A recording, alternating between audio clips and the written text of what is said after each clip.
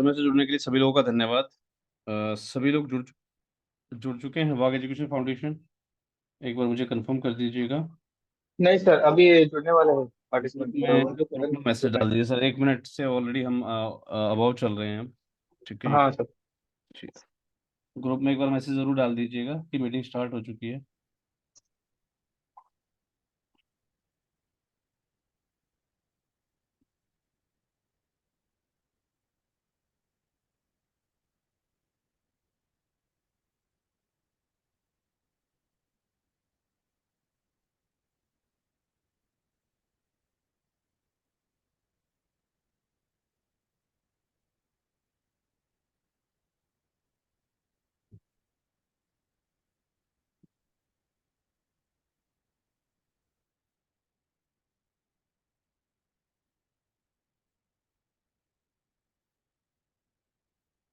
चलिए जी, कल जो जानकारी आपको दी गई थी, उम्मीद करता हूँ वो आप लोगों ने जो है उसके हिसाब से अपनी कुछ तैयारी की होगी।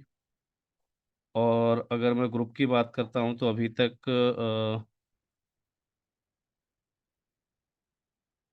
वेरी गुड,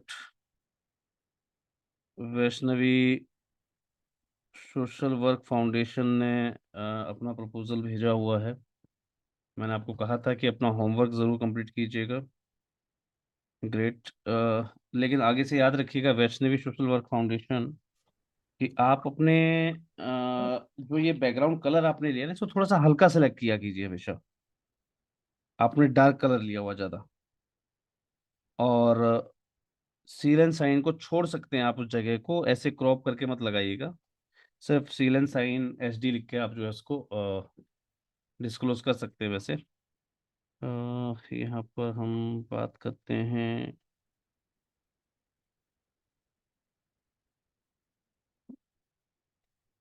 अ, ये जो आपकी लाइनें हैं, सुन पा रहे हैं आप मुझे? वैष्णवी सोशल वर्क फाउंडेशन, अपने आप को अनम्यूट कीजिएगा। जी सर। सर आप आ जाइए पेज नंबर 2 पर। सर मैं अभी कहीं बाहर हूँ, लेकिन मोबाइल पे ज्वाइन मैंने किया है। मेरे परिवार में कोई गुजर गया है सर, तो मैं ऑनलाइन मीटिंग कर रहा हूँ सर। मैं ओके, अभी आधे घंटे में पहुंच जाऊंगा सर रूम पे। चलिए कोई बात नहीं। बस आपका जी। जो जस्टिफिकेशन का मैंने बताया था ना, कंट्रोल जी J, सर। जी सर। जी वो सर। करना है क्योंकि काफ़ी लाइनें आगे पीछे हैं उसमें। ठीक है जी। जी सर। जी सर। कंट्रोल J कर दीजिएगा, बाकी चलिए हम बाद में डिस्कस करेंगे सर, पहले जी आप। सर। जी सर। जी सर, धन्यवाद सर। ओके। सेकंड हमारे पास आए हैं भाग्योदय सेवा संस्थान,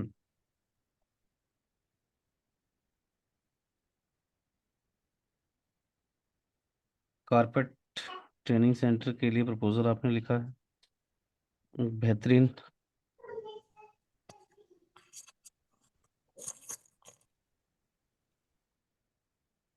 अचीवमेंट्स एंड रिकॉग्निशन में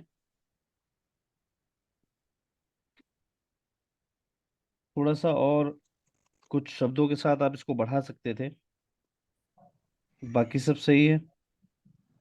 और बजट का कॉलम आपको देखना है। और कोशिश कीजिएगा जब आप बजट लिखते हैं ना, तो लेटर बाय लेटर बिल्कुल नीचे आने चाहिए। जैसे हम मैथमेटिक्स का जी। कोई क्वेश्चन करते हैं तो हम जो है अपनी राइट अलाइनमेंट रखते हैं ना, तो राइट जी। अलाइनमेंट सही कीजिएगा इनकी। ठीक है जी। चलिए जी।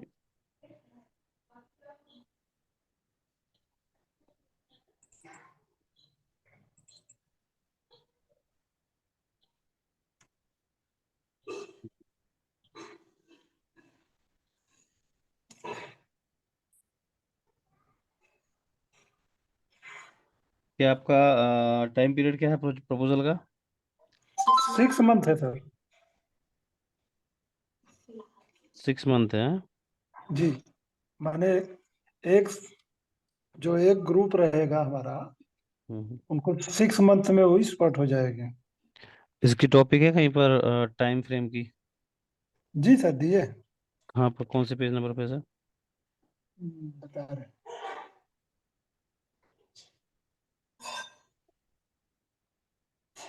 6 मंथ प्रोजेक्ट ड्यूरेशन दिया हुआ आपने। जी सर। तो 30 लोगों को आप सिर्फ 30 लोगों को ट्रेनिंग देंगे इसमें, है ना? जी पर सर आपने एक चीज़ नहीं देखी, आपने जो बजट लिया उस जी बजट के अंदर देखिएगा आपने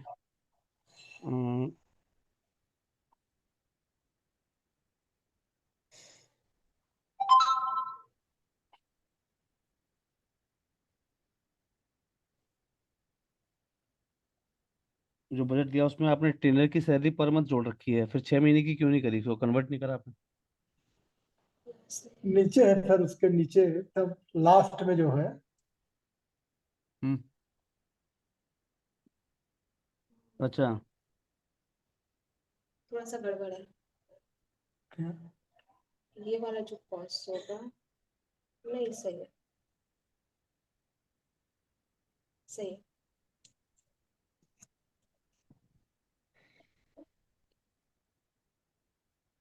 देखिए सर आपने, अच्छा 30% पर मंथ, जी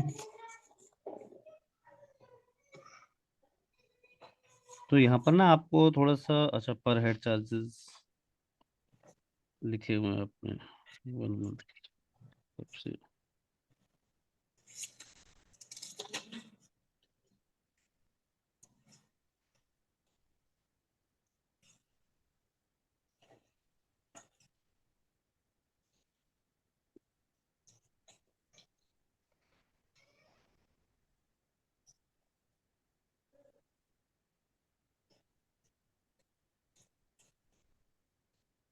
तो 6 मंथ का आपका टोटल चार्जेस क्या आ रहा है?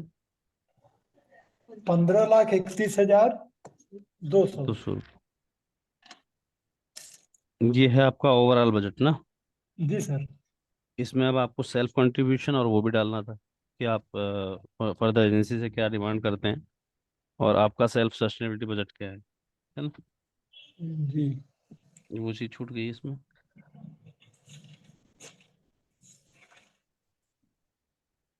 कल जो प्रारूप दिया था उसके हिसाब से ही लिखा है ना आपने? जी सर, प्रयास तो वही किए हैं। चलिए काफी अच्छा प्रयास किया, केवल 2 संस्थाओं ने अपना होमवर्क किया है आज, बाकी के लोग 2 दिन की छुट्टी में कोई होमवर्क नहीं,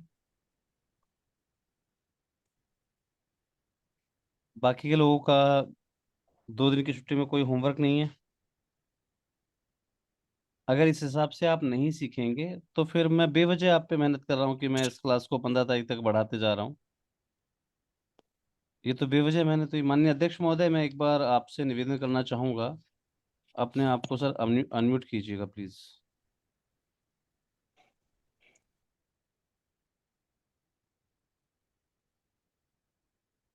माननीय अध्यक्ष महोदय, अगर आप मुझे सुन पा रहे हैं तो अपने आप को अनम्यूट कीजिएगा सर। हेलो, हाँ जी सर। जी दादा। हाँ जी, हाँ जी। कल सॉरी डे बिफोर यस्टरडे शायद मैंने तारीफ ज्यादा कर दी, तो आज सिर्फ 2 ही लोगों ने होमवर्क किया है, जबकि एक दिन की छुट्टी। सर अब आप, अब क्या कह सकते हैं, सबको क्या कहें, तो कुछ समझ ही नहीं आ रहा सर। अब लोग सीखना ही नहीं चाह रहे सर, क्या करें। आविष्कार वेलफेयर आप फाउंडेशन, आपका होमवर्क का क्या आ रहा सर? अभी मुन्ना लाल जी ने कराया और एक उसका एक और उन्होंने डाला हुआ था, कैंसर वालों ने आज शायद आज थोड़ा स्टेट सा के जो है अंदर। ना, कोर्ट का थोड़ा ज्यादा गड़बड़ था, कोर्ट में थोड़ा सा समय बीत गया इसमें करने का। जी कोर्ट में थोड़ा सा दिन में बीत गया समय, कोर्ट इस में? कारण से समय नहीं मिल पाया। जी जी। सर ये तो शनिवार रविवार छुट्टी थी, कोर्ट कहाँ से रहता रविवार संडे सर, को? नहीं रविवार को तो सर तो सभी बच्चे लोग का एग्जाम दे रहे थे, इस कारण से चलिए कोई नहीं, अगर एग्जाम। आप लोगों को मेहनत नहीं करनी है तो माननीय नहीं अध्यक्ष नहीं महोदय सर, मैं नहीं इसको सर, इसके लिए हम सेशन माफी पर, चाहते थे, इसके लिए हम माफी चाहते हैं, नहीं समझ दे पाए। माफी से कोई मतलब नहीं सर। देखिए क्योंकि हम अपना समय पूरा देते हैं ईमानदारी से, हम आपके साथ जी मेहनत जी कर सर, रहे जी हैं, और जी आप जरूर। लोग अगर उसमें मेहनत नहीं करें तो फिर फायदा क्या है, मैं क्यों बेवजह अपना समय खराब करूं? तो सर कल हालांकि हमने वैसे एक प्रपोजल इनको लिखना बता दिया था, मैं एक काम करता हूँ, कल और परसों में जैसे ही 5 प्रपोजल कंप्लीट हो जाते हैं मैं इसको बंद कर देता हूँ फिर से, हाँ जी, हाँ जी, है ना सही सर? बात है सर। फिर जनरल उसमें लेके चलते हैं, और क्या करें, जब इन्हें करना नहीं है, हम्म। एब्सेंट रहना है, तो फिर कोई फायदा ही नहीं। बाकी संस्थाओं से भी खैर अब डायरेक्टली पूछने से कोई फायदा ही नहीं है, क्योंकि उन्होंने होमवर्क नहीं किया है, तो इसको होमवर्क होमवर्क होता तो सर वो डाल देते उसमें। ऑब्वियस सी बात है सर, होमवर्क होता तो डाल देते, और जब इन्हें फॉर्मेलिटीज में जीना है तो फिर हम फॉर्मेलिटी के हिसाब से क्लास लेके चलते हैं, होमवर्क इनको करना नहीं है। तो वही बात है कि टीचर की जब कोई वैल्यू नहीं है, उसका दिया हुआ होमवर्क करना नहीं है पूरा, तो फिर टीचर को लेक्चरर बन जाना चाहिए, लेक्चर दिया और चला जाए। हाँ जी, हाँ आई जी, थिंक सो। चलिए, सही बात है सर। आज हम आपके साथ जो है, मैंने अपनी स्क्रीन जो आपके साथ शेयर की थी उसके अंदर मैंने आपको बताया था कि आज हम जो है, क्योंकि आप में से ही कुछ संस्थाओं ने अच्छा काम किया था और हमारा प्रयास रहता है, जैसे कि कल जितने भी हमारे पास प्रपोजल लिखकर आए थे डे बिफोर यस्टरडे, उसमें फ्रीडम फ्रॉम कैंसर फाउंडेशन का ही प्रपोजल जो है थोड़ा सा अच्छा भी था। अ, इस वजह से जो है उनका मुझे भी लगा कि भाई जो संस्था अच्छा मेहनत कर रही है, क्यों ना हम उससे संबंधित कोई प्रोजेक्ट लेकर आए। इसीलिए हमने टीम को बोला, स्पेशली टॉपिक चेंज किया हमने। टॉपिक चेंज करने के बाद आज को हमने स्पेशली रखा था कि चलो यार, उन्होंने परसों अच्छा काम किया है तो हम उनके लिए कुछ एक गिफ्ट लेके चलें। तो वो गिफ्ट था हमारा कि आज हम कैंसर डिटेंशन कैंप पर अपना वीडियो, हमने पूरी तैयारी की हुई है अपनी। तो आज वही एब्सेंट हैं जिनके लिए हम तैयारी करते हैं, आप लोगों के लिए हम समय निकालते हैं, और आप लोग अगर इस प्रकार की लापरवाही दिखाएंगे तो आगे से खैर ठीक है, मैं अपने जो रेडीमेड प्रोजेक्ट हैं मैं उनके साथ ही अपनी क्लासेस जारी रखूंगा, कोई डायरेक्टली जो है वो देने की ज़रूरत ही नहीं है। चलिए बढ़ते हैं अपनी स्क्रीन की तरफ। मैं फिर इसको छोड़कर हम चलते हैं वर्ड। ठीक है, प्रेजेंटेशन बंद कर देता हूँ, कोई फ़ायदा नहीं जब प्रेजेंटेशन पे आपको कोई काम करना ही नहीं है, सीखना ही नहीं है, तो कोई फ़ायदा ही नहीं उस चीज़ का। चलिए जी, स्क्रीन आपको शो हो रही होगी सर, सभी को। Yes sir, yes sir. वाग एजुकेशन फाउंडेशन आपका प्रपोजल लिखा आपने कुछ? चलिए जी, कल जो मैंने आपको लिखवाया था प्रपोजल राइटिंग के लिए, उसमें सबसे पहला टॉपिक क्या रहता है हमारा? आप फटाफट बोलते जाइए।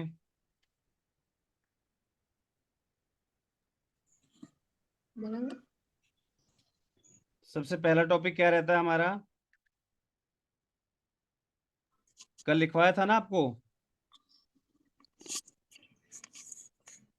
Name of the organization sir. चलिए, शुक्र के बोला हो, लेकिन बोला तो सही। प्रोजेक्ट प्रपोजल पे general guidelines. Ma'am first topic की कही है मैंने बात, फर्स्ट टॉपिक कहा है मैंने, पहले ध्यान से सुना कीजिए कि पूछा क्या गया है। सर जी एक सर। क्वेश्चन मेरा है छोटा सा। जी प्रोजेक्ट एडवोकेसी क्या है, जरा इसको हमें। सर, कौन सर बात कर रहे हैं? भाग्योदय सेवा संस्थान। भाग्योदय सेवा संस्थान। सर मैंने आपको बताया था कि अब हम जो प्रपोजल राइटिंग सीखेंगे, जी यहाँ पर वो टॉपिक आएगा, ठीक है? जी आप प्रैक्टिकल के साथ सीखेंगे तो बहुत बेस्ट रहेगा। जी सर, ठीक है, ओके सर। ठीक है जी, मैंने आपको शायद पहले भी जवाब दिया था आपको, है ना? नहीं सर, शायद हमने पूछा ही नहीं था, इधर पहली बार पूछ रहे हैं इस पर हम। नहीं, कॉल पे शायद पूछा था आपने मुझे, कॉल पे या पर्सनल व्हाट्सएप पर मुझे पहले पूछा था आपने, तो मैंने कहा था कि मैं इसका जवाब जरूर दूंगा आपको। नहीं सर, हम नहीं पूछे थे, कोई अच्छा, कॉल भी नहीं किए थे, न तो व्हाट्सअप किए थे ही हम। नहीं कोई बात, चलो हो सकता है मुझे गलत याद हो, किसी और ने पूछा था, मैंने कहा था कि हम ना हर एक टॉपिक को लेके चलेंगे अब, तो वहाँ हमें पता ओके लगा सर। कि हम किस बारे में बात कर रहे हैं। Okay sir. और एक जानकारी मैं आप लोगों के साथ जरूर शेयर करना चाहूंगा। आने वाले समय में, माननीय अध्यक्ष महोदय, थोड़ा सा आप भी गौर फरमाइएगा आप। ठीक से बताएं। आने वाले समय में अब ऑर्गेनाइजेशनल जो ग्रांट थी सीएसआर की हो, चाहे वो आपकी गवर्नमेंट ग्रांट हो, इस 1 तारीख से, 1 अप्रैल से बहुत सारे नियम चेंज हो गए हैं, जिसके कारण अब सीएसआर ग्रांट लेना, शायद अगर पहले अगर 80% टफ था तो अब 120% टफ हो गया। CSR 2 की एप्लीकेबिलिटी जो है गवर्नमेंट ने पूर्ण रूप से लागू कर दी है फंडिंग एजेंसियों के ऊपर, और अब आपसे जो डाटा मांगा जाता है वो बड़ा खतरनाक है। तो अब जो है ज्यादा मेहनत की आवश्यकता है, सभी एनजीओ को पहले ही बता रहा हूँ। अगर अभी तक आप सरवाइव भी कर पा रहे थे, सांस भी ले पा रहे, तो अब सांस लेना भी बंद हो जाएगा आपका। कल आपने सूचित किया मान्यवर, क्या नाम है, एचसीएल ग्रांट के बारे में। जी सर। तो उस पे जब टीम ने एनालाइज किया, रिसर्च किया, तो वाकई में अब वो सब चीजें पूछी जाने लगी हैं जो हम बार बार समझा चुके थे। हाँ जी। भाई प्रपोजल में ये होना चाहिए, ये चीज लिखी होनी चाहिए, वो पूछी जा रही है। भाई साहब वेबसाइट बनवा लीजिए, वेबसाइट मैंडेटरी कर दी गई है। Yes sir. बार बार समझाया जा रहा था कि आपकी रिटर्न पॉलिसी, आपकी जो है उस पर लिखा कीजिए, डोनेशन स्लिप पे आप रिटर्न पॉलिसी पूछी जा रही है आपसे कि वेबसाइट पे मेंशन की है कि नहीं की है आपने। संस्था ईआरपी सॉफ्टवेयर पर अवेलेबल है या नहीं है, बिल्कुल गाइडलाइन मांगी जा रही है। आज रात को 8 बजे जो वीडियो पब्लिश होगी उसमें देखिएगा कि क्या क्या जानकारियां मांगी जा रही हैं। उसके बाद आपको पता लगेगा कि अब बहुत कुछ टफ हो गया है।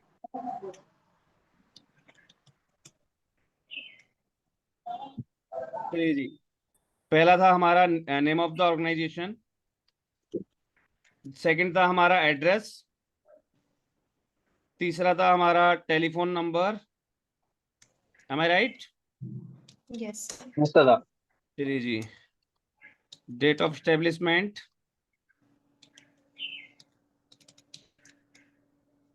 फोर्थ था हमारे पास name and contact person, name and address of contact person.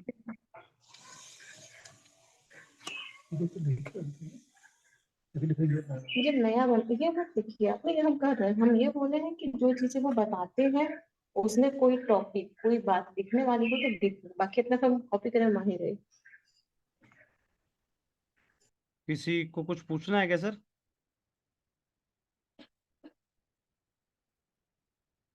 अपने आप को म्यूट कर लीजिएगा सभी।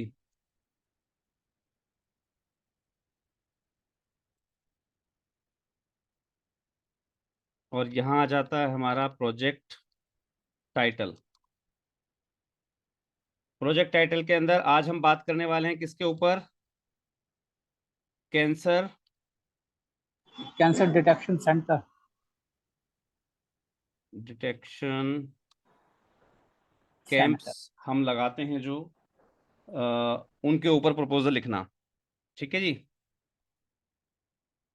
कैंसर डिटेक्शन कैंप्स जो हम ऑर्गेनाइज करते हैं उसका प्रपोजल हमें लिखना है। हमारे पास आता है इंफॉर्मेशन अबाउट द ऑर्गेनाइजेशन, ये आपको खुद लिखना है। मिशन स्टेटमेंट आपके ऑर्गेनाइजेशन की, ये आपको खुद मेंशन करना है। प्रोजेक्ट इम्प्लीमेंटेशन या being implemented by the organization, ये आपको खुद लिखना है कि आप कौन से प्रोजेक्ट कर चुके हैं, कर रहे हैं, उसमें क्या इम्प्लीमेंटेशन चल रहे हैं, वो सब आपको मेंशन करना है। बात करते हैं द प्रोजेक्ट। अब इस प्रोजेक्ट के बारे में हमें लिखना है। कैंसर डिटेंशन कैंप जो है, डिटेक्शन कैंप्स हमें ऑर्गेनाइज करना है। तो सबसे पहले जैसे मैंने आपको बताया था कि कैंसर होता क्या है, हमने बात करी थी पीछे भी एक ग्रांट के बारे में हमने बात करी थी भाई।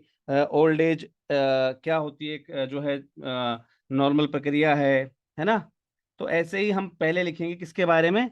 कैंसर के बारे में, कि कैंसर क्या है। चलिए जी, मैंने उसके लिए ड्राफ्ट तैयार कर दिया है, ये लीजिए आपके सामने ड्राफ्ट अवेलेबल है। क्योंकि काफ़ी समय लगता है आपके साथ इंफॉर्मेशन शेयर करने में, तो टाइपिंग के साथ शायद मैं साथ नहीं चल पाता, तो मैंने प्री टाइप कर दिया उसको।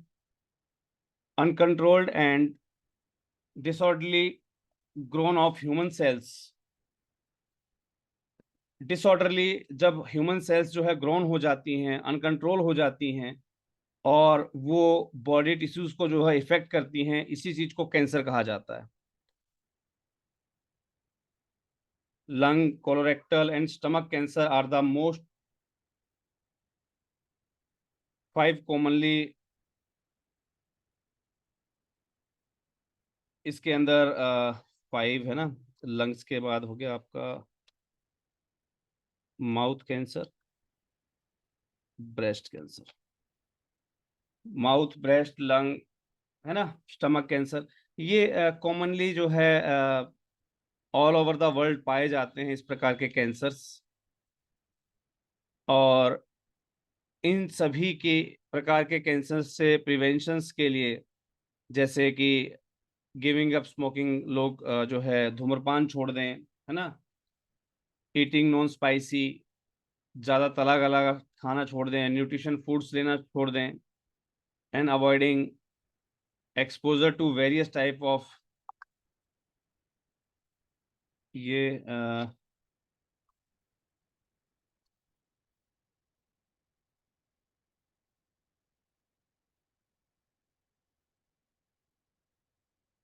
कार्सिनोजेंस, ये मेडिकल की कुछ लैंग्वेज है, क्योंकि ये चीज़ मेरे पास भी अवेलेबल नहीं थी। मैं आपको क्लियर कर देता हूँ, क्योंकि टीम ने इसके ऊपर वर्क किया है, क्योंकि हर एक व्यक्ति हर विषय में पारंगत नहीं होता है, और जैसा कि सभी संस्थाएं जानते हैं कि मैं हेल्थ सेक्टर को बिल्कुल डील नहीं करता हूँ, तो इसका मुझे हिंदी में अर्थ भी नहीं मिल रहा है। यहाँ पर कार्सिनोजन लिखा हुआ है, अब भगवान जाने क्या चीज़ होती है।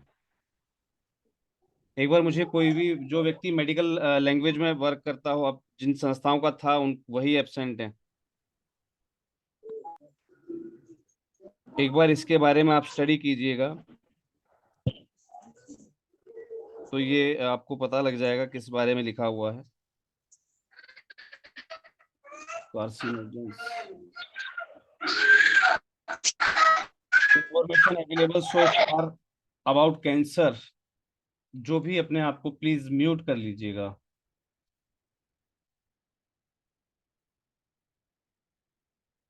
Information available so far about cancer, if put to proper use, would make only make for earlier detection and treatment in nearly 30-35% cases. समय से कैंसर के बारे में पता लग जाना और उसका प्री क्योरमेंट चालू हो जाना, वो लगभग 30 से 35% केसेस में हो पाता है, संभव हो पाता है। Some of the more common type of cancers can be cured with surgery supplemented by chemotherapy and radiotherapy treatment. तो ये कीमोथेरेपी और रेडियोथेरेपी जो ट्रीटमेंट होता है, इसके माध्यम से जो है प्री क्योरमेंट हो जाती है। लेकिन ये देखिए, यहाँ पर ये चीज लिखने की, क्योंकि मेडिकल भाषा की बात है, लेकिन वास्तव देखा जाए तो जब किसी व्यक्ति को शुरुआत में पता लगता है कि उसको कैंसर है, कभी भी कीमोथेरेपी मत करवा लीजिएगा। ये मेरा पर्सनल सजेशन है, क्योंकि हमने लाइफ में बहुत सारी चीज़ों को देखा है, झेला है, काफ़ी हमने अपने प्रियजनों को भी देखा है इस चीज़ में, और हमने ये पाया है कि कैंसर वास्तव में कोई बीमारी नहीं है, लेकिन जहाँ कीमोथेरेपी यूज़ हो जाती है उसके बाद वो ऑटोमेटिकली फिर पनपने लगती है बीमारी, ना होते हुए बीमारी पनपने लगती है।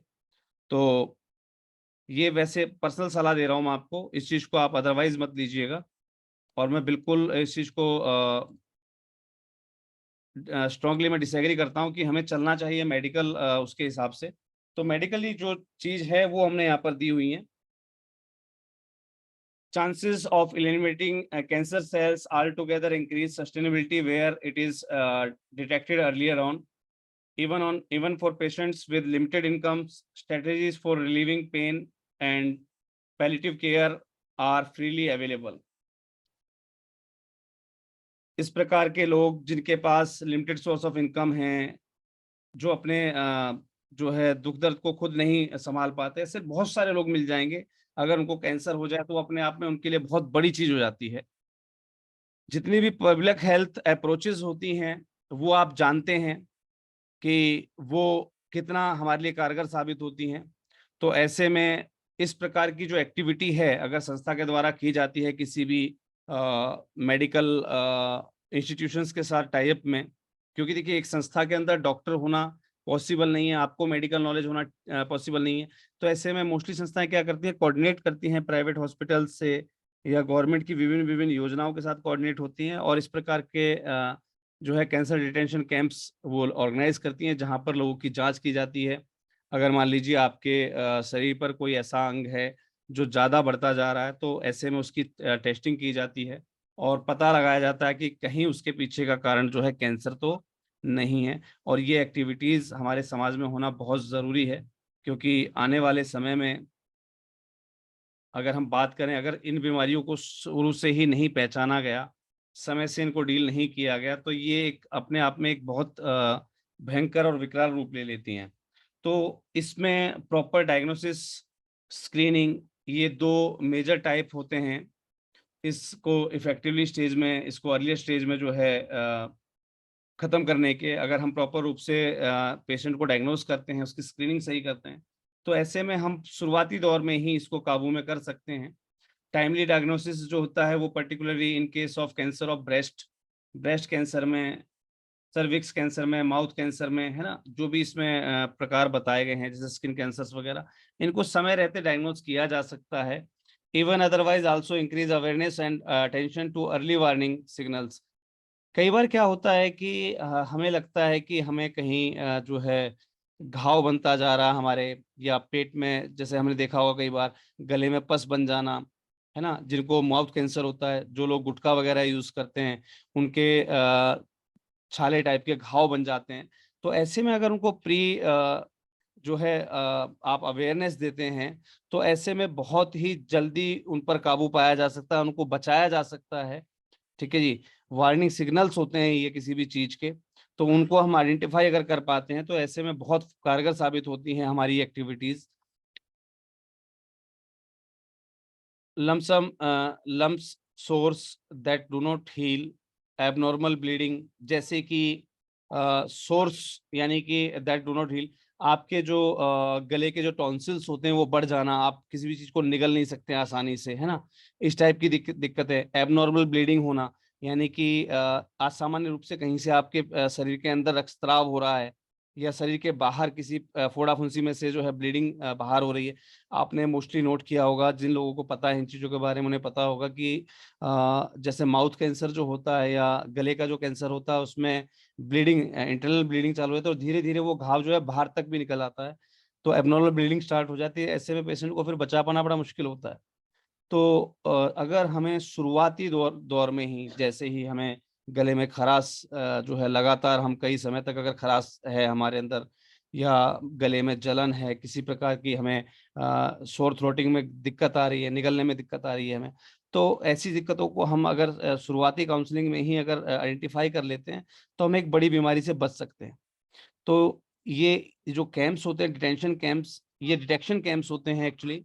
तो डिटेक्शन की जाती है, यानी कि पहचाना जाता है कि कहीं पेशेंट को जो है गलती से ये कैंसर जैसी महामारी ना हुई हो, है ना। अब हमने मान लीजिए अपनी संस्था के बारे में लिख दिया, अभी संस्था ने 3 डिटेक्शन कैंप्स जो है अपने चालू कर दिए हैं बेंगलोर सिटी के अंदर, है ना, जहाँ पर स्क्रीनिंग जो है स्पेशली की जा रही है, रूटीन स्क्रीनिंग की जा रही है, और विभिन्न विभिन्न जानकारियां इस रोग से संबंधित हैं वो वहाँ पर जो है प्रोवाइड की जा रही हैं, है ना। Use of IC material is advocated to detect early signs of. तो आईसी मटेरियल होता है, मतलब मेडिकल लाइन में ये एक तरीके का, ये मान लीजिए जैसे हम प्रेगनेंसी के लिए प्रेगा न्यूज या वो जो हम किट्स यूज करते हैं, इसी प्रकार से एक मटेरियल होता है आईसी। तो इसके माध्यम से हम अर्ली डिटेंशन कर सकते हैं, अर्ली साइंस को हम जो है पहचान सकते हैं। तो मवाद बनना, पैप वगैरह बनना, है ना, रूटीन टेस्ट के माध्यम से, एक्सरे के माध्यम से, पैथोलॉजी के कुछ टेस्ट होते हैं, इनके माध्यम से हम जो पहले से पता लगा लेते हैं कि कहीं ऐसा तो नहीं कि ये लक्षण जो है कैंसर के हों। तो प्री डायग्नोस्टिक के माध्यम से हम इसको जो है डिटेक्ट कर पाते हैं, और ऐसे में हम समय रहते पेशेंट को जो है बचा सकते हैं। स्पेशल काउंसलिंग सेशंस संस्था के द्वारा ऑर्गेनाइज किए जा रहे हैं पेशेंट्स के लिए, है ना, जहाँ पर एफ्लिक्शन साइंस जो है उनको बताए जाएं कि भाई ये सिम्टम्स होते हैं। All attempts made to explain harmful effect of tobacco chewing, हम लोगों को बता सके भाई तंबाकू चबाने के क्या क्या जो है बुरे परिणाम हैं, स्मोकिंग करने के क्या बुरे परिणाम हैं, है ना। Womens are prompted to exam their breast at regular intervals of 2 to 3 weeks on their on to detect changes. महिलाओं को अपनी ब्रेस्ट वगैरह जो है वो हर 2-3 वीक में चेक कर लेनी चाहिए, ठीक है। अगर उसमें किसी प्रकार के चेंजेस आपको लग रहे हैं, जैसे गांठ बनना या किसी प्रकार का कोई दर्द बन रहा है ना, जैसे कि दिखा ना, including sudden appearance of glands, किसी प्रकार की अचानक गांठ सी अगर महसूस होती है, तो वो पहले से अब इस चीज को आइडेंटिफाई कर सके, लेकिन उसके बारे में एक प्रॉपर अवेयरनेस उनको देनी पड़ती है। Patients requiring specialized treatment are guided to government hospital, और जो पेशेंट्स जिनको लगता है कि स्पेशल ट्रीटमेंट की आवश्यकता है उनको डायरेक्टली जो है संस्था गवर्नमेंट हॉस्पिटल के लिए गाइड कर रही है। ये हमने अपने संस्था के बारे में लिखा, उस प्रोजेक्ट के बारे में लिखा जिस प्रोजेक्ट पे हम काम करना चाह रहे हैं। हर व्यक्ति की अपनी एक लैंग्वेज होगी और आपकी वर्किंग के हिसाब से आप इसके बारे में लिखेंगे। Since A lot many patients can not afford cancer checkup, जैसा कि बहुत सारे पेशेंट जो है कैंसर चेकअप को जो है अफोर्ड नहीं कर पाते हैं, है ना। लेस रेगुलर फॉलोअप, काफी लोग जो है उसको फॉलोअप नहीं कर पाते हैं ट्रीटमेंट को, है ना, प्राइवेट स्पेशलिस्ट से। The organization proposes to launch an initiative of its own, तो ऐसे में संस्था अपना खुद का एक इनिशिएटिव लॉन्च करने की सोच रही है। A modern cancer detection van, एक आधुनिक जो है cancer detection van will be purchased, वो खरीदी जाएगी to enable slum dwellers and resettlement colonies, जितनी भी ये जो स्लम एरियाज होते हैं या रिसेटलमेंट कॉलोनीज होती हैं, यानी कि जो गरीब समुदाय के जो लोग होते हैं, जो इधर उधर झुग्गी झोपड़ी वाले हुए या ऐसे गरीब जो इधर से उधर विस्थापित किए गए हैं, है ना, ऐसे एरियाज में जाना, है ना, या जो इंडस्ट्रीज हैं जहाँ पर लगता है कि धुआं और प्रदूषण ज्यादा है जिसके माध्यम से कैंसर फैल सकता है, तो ऐसी ऐसी जगहों पर जाना, उस वैन के माध्यम से लोगों को अवेयर करना, उनकी जो है प्री टेस्टिंग करना, चेकअप कैंप करना, मतलब उनका चेकअप करना। और अगर किसी भी परिस्थिति में किसी भी व्यक्ति के साथ ऐसी कोई स्थिति निकलती है तो उनको जो है गवर्नमेंट हॉस्पिटल हम रेफर करें, इस पर एक संस्था अपनी योजना बना रही है। अब इस मोबाइल वैन यूनिट में होगा क्या, देखिए यह इस प्रोजेक्ट को आप दो मान सकते हैं। जब हम बात करते हैं मोबाइल वैन यूनिट की, तो मोबाइल वैन यूनिट सिर्फ कैंसर के लिए नहीं होती है। अगर उसके अंदर कैंसर से संबंधित आपका डिटेंशन से संबंधित सामान है तो वो आपकी कैंसर के लिए बन गई। अगर आप उसके अंदर जो है जनरल फर्स्ट एड्स वगैरह का सामान है, ऑक्सीजन वगैरह जो है स्ट्रेचर्स वगैरह अवेलेबल है, तो वो एक जनरल एम्बुलेंस हो गई आपकी, है ना। तो एक मोबाइल हेल्थ यूनिट भी आप इसको बोल सकते हैं। अगर कुछ डॉक्टर्स, एक दो डॉक्टर और कुछ नर्स की टीम आपके पास अवेलेबल है जो कि जनरल जो बीमारियां होती हैं, खांसी जुकाम बुखार, तो आप इसे जो है जनरल अपनी मेडिकल वैन बोल सकते हैं। तो आप एक ही प्रोजेक्ट के रूप में कई प्रोजेक्ट लिख रहे होते हैं, ठीक है। The mobile van will be fitted with x ray machine, इसको एक्सरे मशीन के साथ फिट किया जाएगा। अदर मेडिकल इक्विपमेंट्स इसके अंदर जो है फिट किए जाएंगे।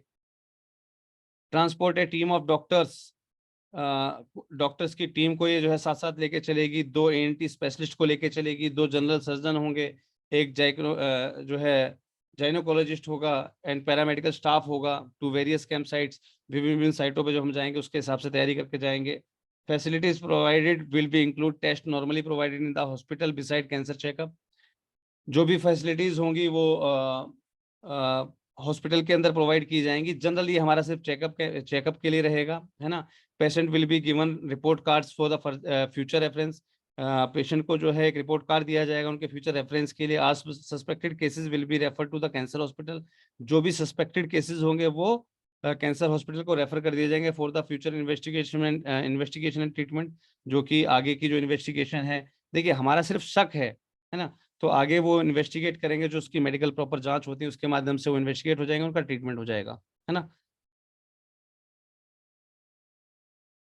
Organisation staff will arrange follow up such cases, ऐसे केसेस के लिए जो है हमारा ऑर्गेनाइजेशन स्टाफ जो है फॉलो अप करेगा। Since the inception of this facility in 2009, जैसा कि 2009 से हमने इस उपक्रम को शुरू किया, तो अभी 42 सेंटर्स जो हैं स्लम डेवलपर्स और रेजिडेंस ऑफ रिहेबिलिटेटेड कॉलोनीज में हमने जो एस्टेब्लिश कर दिए हैं। बहुत सारे लोग जो है उसमें स्क्रीन किए जा रहे हैं, किए जा चुके हैं। According to the census of India, भारतीय जनगणना 2001 के मुताबिक 3,45,200 कह लीजिए, या फिर 8% of the total population of Bangalore की कुल आबादी का 8% लोग लिव इन स्लम्स में रहते हैं, यानी कि झुग्गी झोपड़ियों में रहते हैं। The organisation give the magnitude of the problem would play a major role in by screening a small doctor of the population. उसी पॉपुलेशन में संस्था की ये जो उपक्रम है, ये बेहतरीन अपना जो है एक रोल निभा सकता है। The organisation cancer treatment is highly expensive, ठीक है, कैंसर का जो ट्रीटमेंट होता है वो हाईली एक्सपेंसिव होता है, ठीक है जी।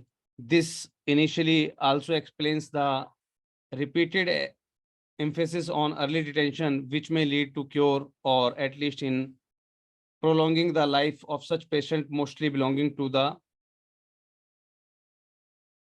under result। तो ये सभी चीजें हैं जिसके माध्यम से आप अपनी जानकारियां, मतलब जो भी आपके प्रोजेक्ट के बारे में है वो आप यहाँ पर क्लियरली मेंशन करेंगे। ठीक है, इस प्रकार से हम देखिए, कई बार क्या होता है, जैसे आपने अब लिखा था प्रोजेक्ट, तो आपने प्रोजेक्ट के बारे में क्या लिखा, 4 लाइनें लिखी है ना। आपने सोचा भाई हमने 4 लाइनें लिख दी और 4 लाइनों में जानकारी कंप्लीट होगी। 4 लाइनों में कभी भी जानकारी कंप्लीट नहीं होती है। एक डिटेल सर्वे या डिटेल स्टडी बहुत जरूरी होती है कोई भी प्रपोजल राइटिंग के लिए। तो इस चीज का हमेशा हमें याद रखना है कि हम ऐसा ना सोचे कि हमारे अंदर आलस हो। डाटा उठाना, डाटा कलेक्ट करना कोई जो है बड़ी चीज नहीं है। आप बड़ी इजीली डाटा कलेक्ट कर सकते हैं। और ध्यान रखिएगा, जब हम बात करते हैं किसी भी प्रोजेक्ट की, तो आज के समय में आपके संबंधित जो प्रोजेक्ट है उस प्रोजेक्ट से संबंधित आपकी सर्वे रिपोर्ट तक मांगी जाती हैं। और अगर आपको यकीन ना हो कि अब आने वाले समय में क्या क्या मांगा जाने लगा है, तो उसके लिए आप आज रात 8 बजे जो वीडियो लगने वाली है आपके चैनल पर, उसको चेक कर लीजिएगा। आपकी जिंदगी सुधर जाएगी। आपको पता लग जाएगा कि आप किस पोजीशन में हैं आज की डेट में और कितनी मेहनत की आवश्यकता है। अगर आप हमारी स्टडीज को, आप हमारी क्लासेस को बिल्कुल लाइटली लेके चल रहे हैं, इग्नोर कर रहे हैं हमारी इंस्ट्रक्शंस को, तो वो आगे कितनी घातक हो सकती हैं आपके लिए, कितनी खतरनाक हो सकती हैं, वो आपको आज की वीडियो में समझ में आ जाएगा कि एक फंडिंग एजेंसी क्या क्या पूछती है आपसे। इसको इधर पकड़ा दे।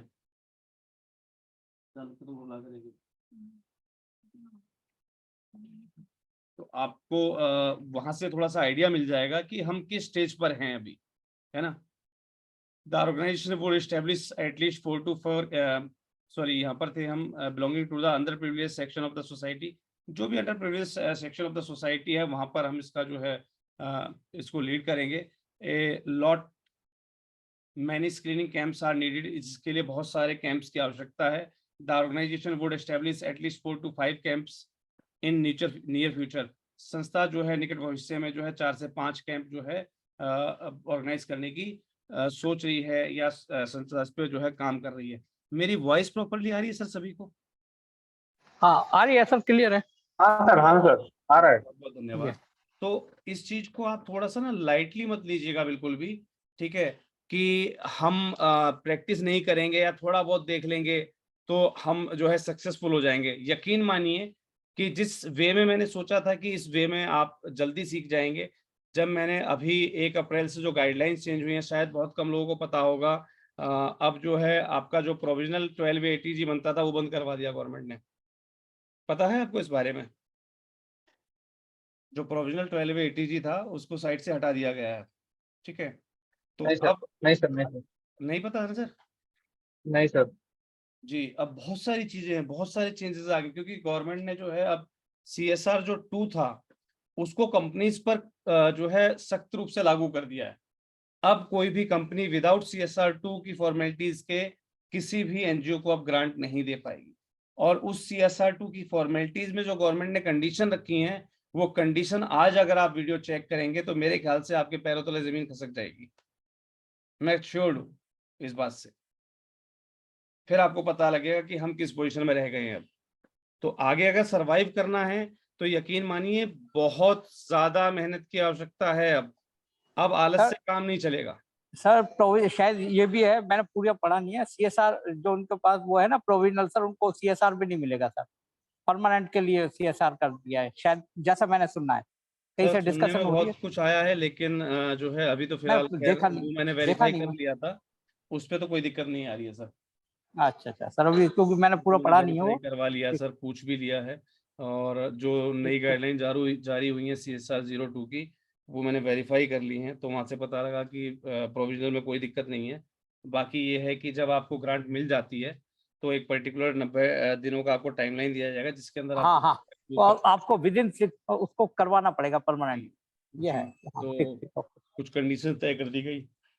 और अगर मैं बात करता हूँ CSR ग्रांट की, तो भाई साहब आज अगर CSR ग्रांट आपको लेनी है, एक्सचेंज पोर्टल पे आपका क्या नंबर है वो बताना पड़ेगा, आपकी वेबसाइट कौन सी है, आप कौन सा ERP सॉफ्टवेयर पे आपकी संस्था वर्क कर रही है, ठीक है। इवन देन आपकी जो है रिफंड पॉलिसीज़ क्या हैं, आपके डिस्क्लेमर्स क्या हैं, ये सारी चीज़ें आपकी वहाँ पर मेंशन होनी चाहिए। बाकायदा साइट एड्रेस देना पड़ेगा, जो कि अब वेबसाइट कंपलसरी कर दी गई है, बिल्कुल कंपलसरी। अब साइट एड्रेस आपसे चाहिए मतलब चाहिए, उसके बिना आप कुछ नहीं कर पा रहे हैं। तो बहुत सारी चीज़ें आज रात को जब आप वीडियो देखेंगे तो आपको बहुत कुछ नया पता लगेगा। A survey would be organized to identify those in need of screening, and based on it, a schedule of organizing camps would be drawn up. पहले एक सर्वे किया जाएगा जो उन लोगों को जो है आइडेंटिफाई किया जाएगा जिनको स्क्रीनिंग की ज़रूरत है, और उसके हिसाब से जो है कैंप्स के शेड्यूल्स ऑर्गेनाइज किए जाएंगे, ड्रॉ किए जाएंगे। The date and time of each camp would be decided in consultation with the community representatives. जो उस कम्युनिटी के रिप्रेजेंटेटिव्स हैं उनके कोऑर्डिनेशन के साथ पर्टिकुलर आगे की डेट और टाइम निर्धारित किए जाएंगे कि कब कहाँ पर स्क्रीनिंग होगी, संस्था कहाँ पर ये सेवाएं अपनी दे रही है, देने वाली है। They would be exhorted and to lend a hand in spreading awareness about cancer, and now can be prevented। तो ये सारी जानकारी आपको जो है बाकायदा अपने प्रोजेक्ट प्रपोजल के बारे में भरनी है। हालांकि अब मेरे ख्याल से मेरे बताने की आवश्यकता नहीं है, आप समझ गए होंगे कैंसर में क्या क्या चीज़ें आपको बतानी है, ठीक है, कैसे इसको जोड़ना है आपको। अब आप जब स्क्रीनिंग कैंप चला रहे हैं तो वहाँ पर आपको जो है किन किन चीज़ों की आवश्यकता पड़ेगी, है ना, क्या क्या आप जो है पेशेंट्स के साथ। देखिए, जब हम पेशेंट को किसी को भी ट्रीट करते हैं कैसे भी सही, चाहे काउंसलिंग के माध्यम से सही, तो वहाँ पर हमारे पास एक बेनिफिशियरी डाटा क्रिएट हो जाता है। अगर हम किसी भी जो है व्यक्ति को हमने सलाह भी दी है तो वो हमारा एक बेनिफिशियरी है। तो बेनिफिशियरी का डाटा आप कैसे कलेक्ट करेंगे, वो सारी चीज़ों के बारे में जो है आपको लिखना होता है। तो ये सभी चीज़ें कंप्लीट जब आप करते हैं तब मान के चलिए कि आप एक प्रोफेशनल प्रोजेक्ट बना पा रहे हैं। अगर आप इसको हल्के में ले गए कि नहीं 2 4 10 लाइनें लिखी और ख़त्म कर दिया। मैंने देखिए आपके सामने अपनी स्क्रीन शेयर कर रखी है। हालाँकि मैं आपसे कहता हूँ कि आप 12 का फ़ॉन्ट यूज़ कीजिएगा, लेकिन आप मेरा फ़ॉन्ट चेक कर रहे होंगे, मेरा फ़ॉन्ट अभी 11 का ही है। तो ऐसे में कोई भी मंत्री हुआ, संतरी हुआ, ठीक है, उसके समक्ष आपकी जो है ना एक वैल्यू अलग हो जाती है।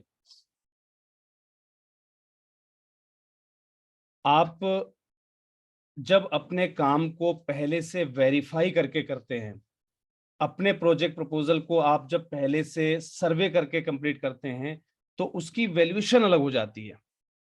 जब आप अपने काम को कंडक्ट करते हैं तो आपकी जो वैल्यू है कहीं भी किसी भी प्लेटफॉर्म पे वो बढ़ जाती है, क्योंकि आप ऑथेंटिक हो जाते हैं। तो थोड़ा सा ऑथेंटिक होना जरूरी है। हम सोचें कि 2 4 लाइनों में हम खत्म कर देंगे प्रोजेक्ट को, 2 4 लाइन लिख दें, क्यों हम ज्यादा भसड़ में पड़े, नहीं। जितना आप एनालाइज करेंगे, जितना आप रिसर्च करेंगे, जितना आप ज्यादा लिखेंगे इसके बारे में, उतना ही एक डिटेल डिस्क्रिप्शन जो है फर्दर एजेंसी के माइंड में जाता है कि आपने कितना अच्छा वर्क किया हुआ है। तो ऐसे में उसकी हिम्मत नहीं पड़ेगी कि वो आपके प्रपोजल में कमियां निकाल दे।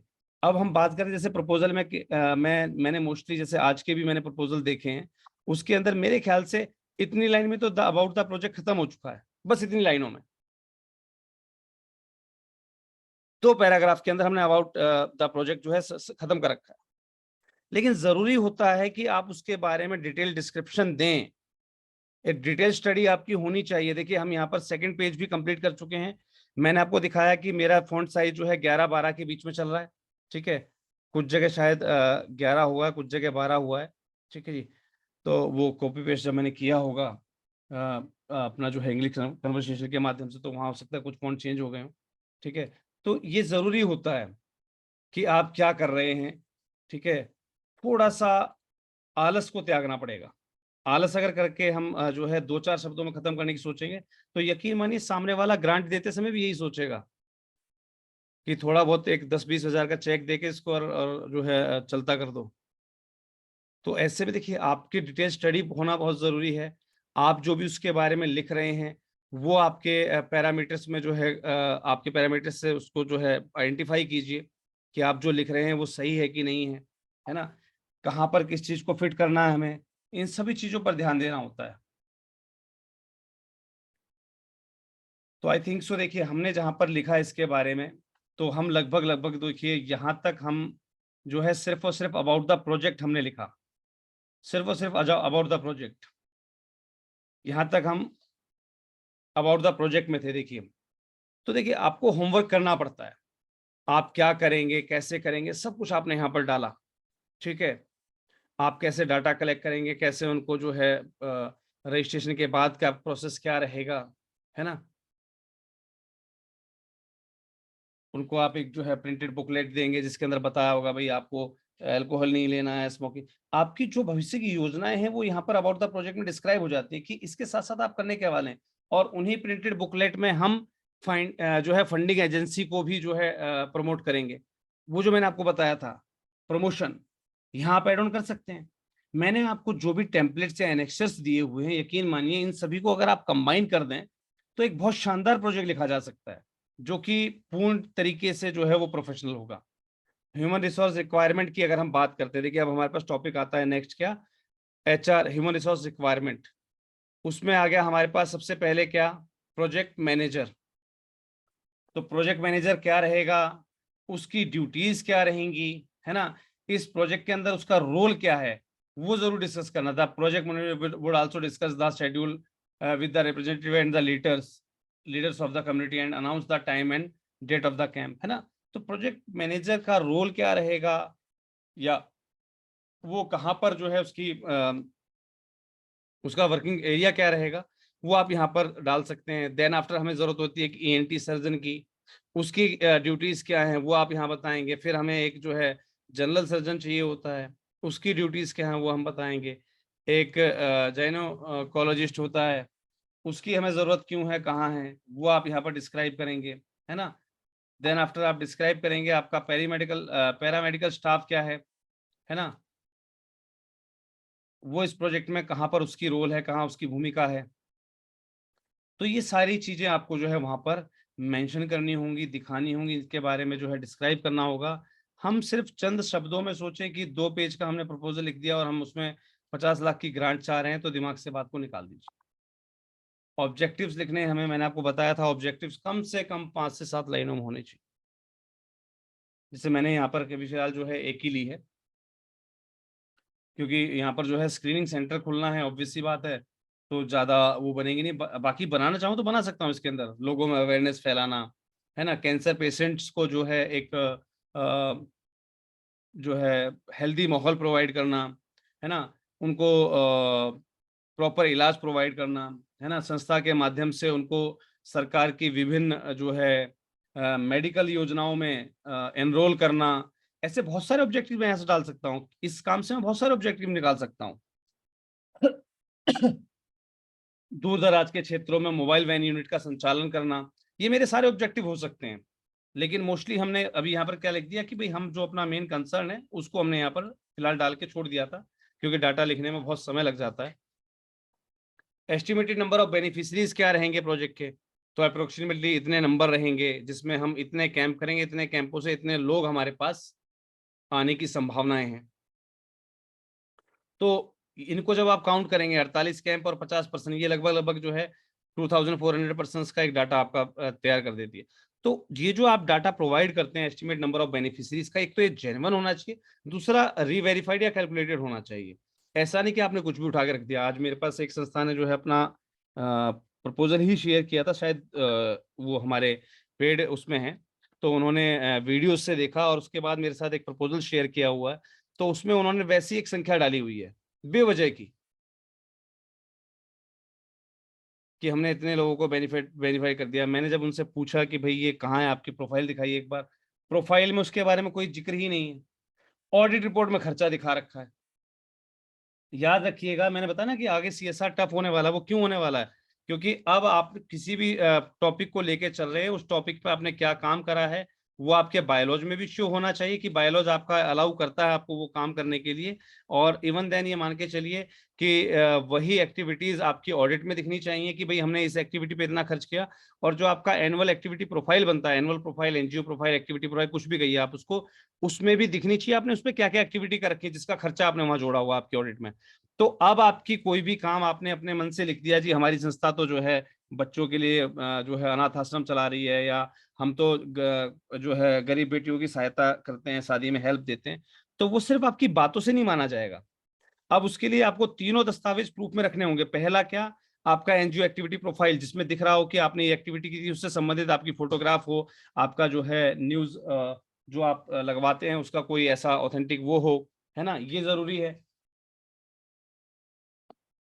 वही चीज आपकी कहाँ दिखनी चाहिए, अब एक्टिविटी प्रोफाइल में हो गई, अब वो आपके बायोलॉजी में भी होनी चाहिए। पता लगे आपके बायोलॉजी में उस एक्टिविटी के बारे में लिखने की कोई लाइन लिखी नहीं थी, यानी कि आपका बायोलॉजी अपडेटेड होना चाहिए, है ना। अब आपने बायोलॉजी में चेक कर लिया, ठीक है, एक्टिविटी को भी परफॉर्म कर लिया, लेकिन उसको आप ऑडिट में डलवाना भूल गए, तो ये तीनों जगह अब आपकी एक्टिविटी वेरीफाई हुआ करेगी, तब आपको कोई ग्रांट मिला करेगी। काफी सारे लोगों ने आज तक अपनी ऑडिट के अंदर जो एक स्टैंप रहती है, एक नंबर रहता है, सर मैं आपसे निवेदन करना चाहूंगा एक बार उस जानकारी शेयर कर दीजिएगा। ऑडिट रिपोर्ट के अंदर एक नंबर चढ़वाना होता है, वो नंबर ही मेरे ख्याल से बहुत सारी संस्थाओं के उसमें नहीं चढ़ा मिलेगा। हाँ सर, UDIN नंबर 18 नंबर का होता है सर, 2001 जुलाई 2019 से हो गया है। सभी संस्थाएं जो हैं इसमें वो चेक कर लें कि उनकी बैलेंस शीट में और इनकम एंड एक्सपेंडिचर और रिसीट एंड पेमेंट में एक CA के द्वारा एक UDIN नंबर दिया जाता है 18 नंबर का, कंपलसरी होगा, तभी आप अगली बार जब उसके लिए ATG 12A परमानेंट के लिए अप्लाई करेंगे वो एलिजिबल होगी आपकी बैलेंस शीट, अन्यथा आपका 12A ATG वो वैलिड नहीं होगा। UDIN नंबर आपकी ऑडिट जो है वैलिड नहीं मानी जाएंगी। हाँ जी, UDIN नंबर कंपलसरी कर दिया गया है सरकार द्वारा। वो भी मांगा जा रहा है सर अब। हाँ, आज जो वीडियो लगेगी 8 बजे रात में, वो मैं गारंटी ले रहा हूँ कि जितने मेरे साथ प्रतिभागी मौजूद है, जब उस वीडियो को देखेंगे उसके अंदर मांगा क्या क्या क्या है, आप यकीन मानिए पैरों तले जमीन खिसक जाएगी आपकी। और वो नई गाइडलाइंस के हिसाब से तैयार हुआ, क्योंकि ये जो बड़ी बड़ी एजेंसी होती है, चाहे वो HCL हुआ, SBI फाउंडेशन हुआ, आपका ONGC हुआ, BHEL हुआ, ये सबसे पहले इंप्लीमेंट करती हैं क्योंकि ये रेप्यूटेड ऑर्गेनाइजेशन है।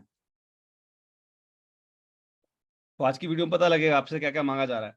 प्रोजेक्ट इंप्लीमेंटेशन स्ट्रेटेजी, हम क्या करेंगे, पहले हम आइडेंटिफाई करेंगे, है ना, फिर प्रिपेयर करेंगे शेड्यूल कैंप का, है ना, फिर उनको मीटिंग लेंगे, उनके साथ उनको अवेयर करेंगे भाई हम फलाने दिन मीटिंग आपकी लेने जा रहे हैं, हम फलाने दिन आपके यहाँ कैंप लगाने जा रहे हैं, है ना। फिर हम स्क्रीनिंग कैंप ऑर्गेनाइज करेंगे जो आइडेंटिफाइड साइट्स हैं वहाँ पर। फिर उसकी रिपोर्ट जो है पेशेंट को हैंड ओवर करेंगे, और अगर उसमें ऐसा कुछ मिलता है तो उनको आगे जो हम मेडिसिन रेगुलरली प्रोवाइड करेंगे, अदरवाइज हम उनको जो है हॉस्पिटल में रेफर कर देंगे। और सभी रिपोर्ट्स या मेंटेन जो डॉक्यूमेंटेशंस हैं उसको हम मेंटेन करेंगे। ये सारी इसकी एक्टिविटीज होगी, इंप्लीमेंटिंग स्ट्रेटेजी होगी आपकी।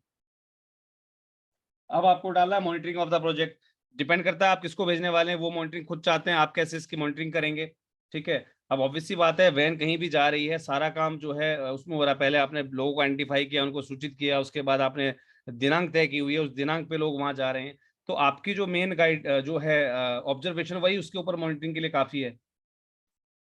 ड्यूरेशन की बात करते हैं, ड्यूरेशन जो है प्रोजेक्ट प्रपोजल का जो है वो 1 ईयर का रहेगा। हालांकि एक्टिविटी हमेशा चलेगी, लेकिन हम यहाँ खर्चा 1 साल का मांगेंगे। जरूरी नहीं कि हमें हर साल करनी हो, हमने हो सकता है एक गांव ऑप्ट किया हो, हमने हो सकता है एक जिला ऑप्ट किया हो सकता है हम उससे 1 साल के अंदर उसको कंप्लीट कर चुके हों, इसलिए हम इसे ऑनगोइंग नहीं लिख सकते अभी, है ना। डिपेंड करता है कि हम किस में डील कर रहे हैं, हम क्या बताने जा रहे हैं, हम क्या करने जा रहे हैं, उस पर बहुत सारी चीजें डिपेंड करती हैं। अब बात करते हैं, मैंने आपको बताया था उसके अंदर कि हमें अपना एक बजट देना होता है। क्या देना होता है हमें? बजट। आ जाए बजट पर। सर वो फ्रीडम फ्रॉम कैंसर वाले भी जुड़ गए हैं सर। लेट जुड़े हैं सर, जब उनसे हाँ। संबंधित जानकारी है और वो लेट जुड़ेंगे तो फिर फायदा क्या हुआ। उन्होंने कल अच्छा प्रोजेक्ट लिखा था, तो इस वजह से मैंने आज उनका ही टॉपिक लेके चला मैं कि चलो उनको थोड़ी हेल्प मिल जाएगी इससे संबंधित। अब यहाँ पर क्या करना है आपको, देखिए मैंने बताया था आपको, काफी लोगों को ना ये डालनी नहीं आती है टेबल्स। हमें क्या क्या चाहिए, पर्टिकुलर चाहिए और अमाउंट भी लिखना है हमें उसका। हम कैंप कर रहे हैं, पर कैंप का खर्चा क्या है और टोटल खर्चा क्या है, तो 3 हमें टेबल चाहिए इसके अंदर। तो हम यहाँ से 3 ये सिलेक्ट करेंगे, और नीचे हम यहाँ 4 5 7 सिलेक्ट कर लेते हैं। अभी हमें जो जरूरत होगी उसको हम रख लेंगे, और जो नहीं होगी उसको हम मिटा देंगे। हमने यहाँ पर लिखा भाई पर्टिकुलर्स, ठीक है जी। यहाँ पर हमने लिखा कॉस्ट और यहाँ पर हमने लिखा अमाउंट, ठीक है जी। आप देखिए पर्टिकुलर में हमने क्या लिखा, अपना कैंप कॉस्ट, हमारी कैंप की कॉस्ट क्या रहेगी। यहाँ पर हमने कॉस्ट इसकी डिस्क्राइब कर दी है कि हमें जो है रुपीज़ हमें पड़ रहा है, मान लीजिए 500, है ना, पर पेशेंट। सर एक स्क्रीनिंग की अगर मैं बात करना चाहूँ तो कितना खर्च होता है एक बंदे की स्क्रीनिंग पर, अगर हम उसकी कैंसर टेस्टिंग कर रहे हैं तो? Cancer freedom from cancer foundation, sir अगर आप मुझे सुन पा रहे हैं तो एक बार अपने आप को आप अनम्यूट कीजिएगा, मैं आपको अनम्यूट कर रहा हूँ।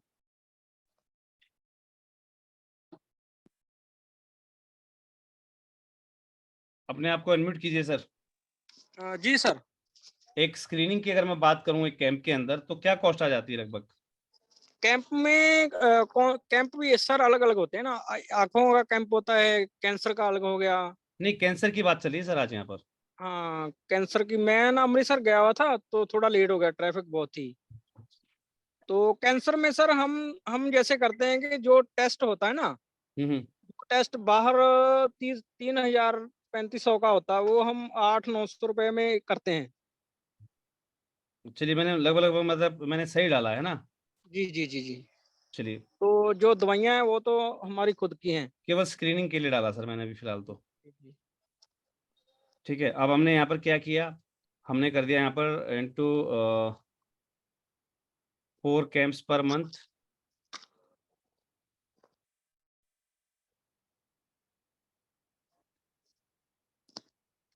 है ना, और यहाँ पर कर दिया इसको इनटू 12 मंथ्स, और हमने एक जो है बजट यहाँ पर जो है टोटल दे दिया। देखिए अब यहाँ पर क्या है, मेरी ये सारी चीज़ें एक में होनी चाहिए, मैंने क्या किया, अलग अलग लाइन में जा रही है ना, मुझे इसमें करना क्या है, देखिए यहाँ पर मैंने इसको सेलेक्ट किया सारी सेल्स को, और इसको क्या कर दिया मैंने, मर्ज सेल, ये मेरी एक में आ गई कंप्लीट, है ना। अब मुझे इसको मर्ज करना है, मैंने इसको सिलेक्ट किया चारों को और यहाँ पर इसको जो है मर्ज कर दिया।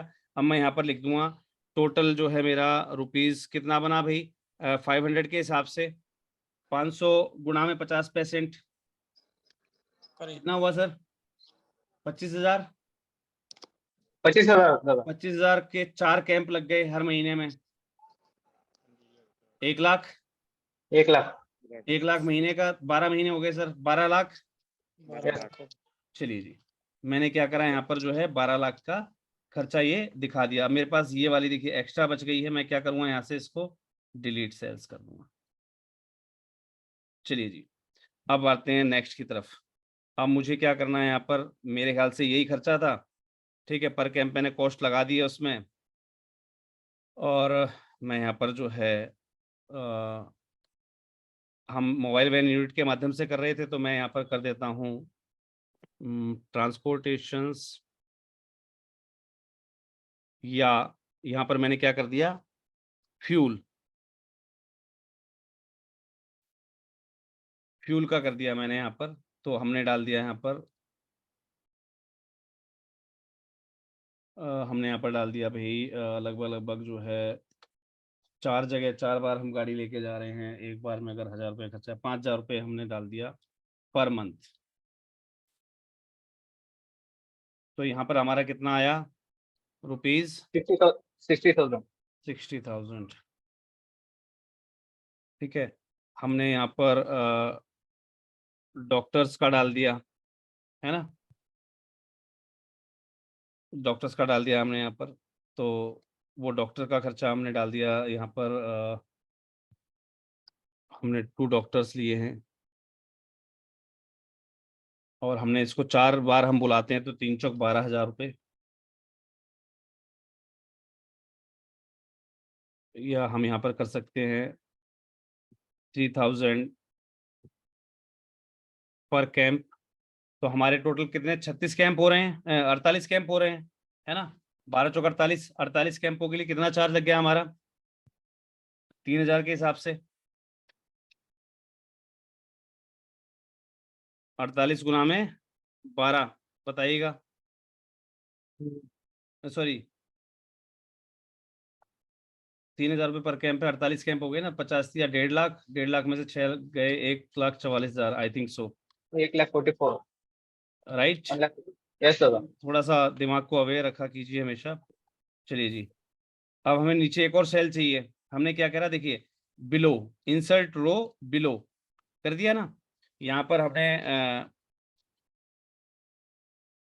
नर्स या जो है अटेंडर, इसके बारे में डाल दिया हमने, 4 डाल दिए हैं यहाँ पर, 4 मेंबर्स। हम उनको दे रहे हैं 1,500 रुपये पर कैंप, है ना। हमने कर दिया इसको 1,200 रुपये पर कैंप। तो हमारे यहाँ पर खर्चा क्या आ गया, रुपीज 12 चौक 48, यानी कि 12 पंजे 60 और 12 दूनी 24, 72,000। 1200 के हिसाब से सर, पर कैंप के हिसाब से महीने का पड़ता है 4,800 रुपये पर कैंप का। 4,800 गुणा में 12 करना है सर। हाँ 48 गुणा में 12, एक महीने में 4 कैंप ना दादा। हाँ एक महीने में 4 कैंप का मतलब हो गया 4,800 रुपये ना। 4,800 है एक महीने का। टोटल 12 मंथ्स में 57,600। 57,600 यस। चलिए जी, एक ये हमने जो है यहाँ पर ये लिख दिया। अब हमारे पास क्या रह गया,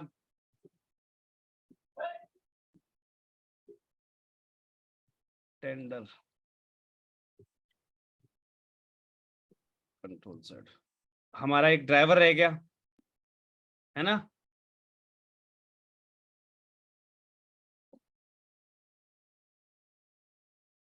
ड्राइवर का हमने जो है एक मेंबर किया हमने यहाँ पर,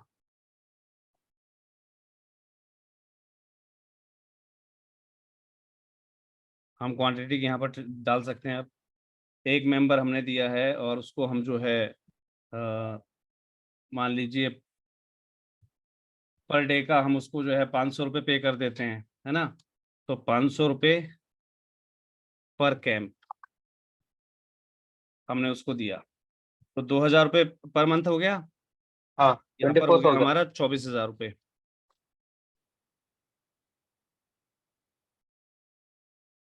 अब हमारा हो गया एक रिकरिंग कॉस्ट, सॉरी जिसे हम बोल सकते हैं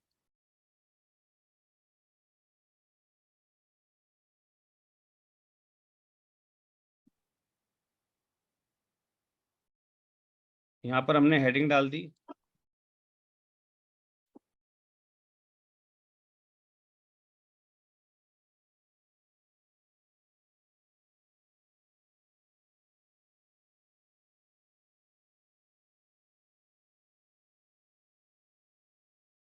तो सॉरी नॉन रिकरिंग में आएगा ना। अब ये Yes, बार बार थोड़ी रिपीट होगा, है ना। Yes, non sir. रिकरिंग में हमारा क्या क्या आ जाएगा,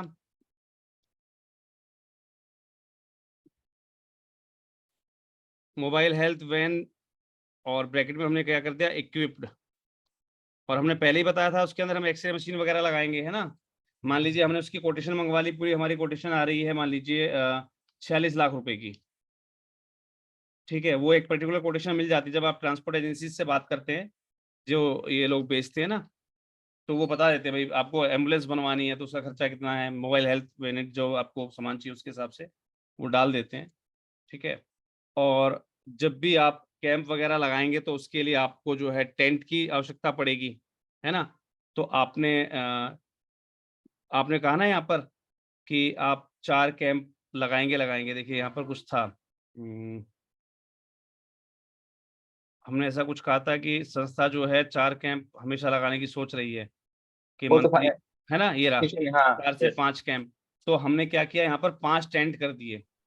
भाई 5 जगह कैंप लगे तो 5 टेंट की आवश्यकता पड़ेगी हमें, ठीक है। हमने वो टेंट ले लिए, एक टेंट की कीमत जो है लगभग 12,000 रुपये आती है, तो 60,000 रुपये हमारे उस टेंट से संबंधित जो है कॉस्ट होगी, क्योंकि हम डिफरेंट डिफरेंट जगह पर जाके लगा रहे हैं। ये आपने जो है रिकरिंग और नॉन रिकरिंग कॉस्ट जो थी वो कंप्लीट करके, ठीक है, यहाँ पर आपको डालना क्या है, टोटल। उसके बाद आपका आ गया सेल्फ कंट्रीब्यूशन, आपका क्या रहेगा, ठीक है। मान लीजिए आप सेल्फ कंट्रीब्यूशन में आप गाड़ी घटा रहे हैं, गाड़ी आपके पास थी तो वैल्यू घट जाएगी यहाँ पर आकर, ठीक है।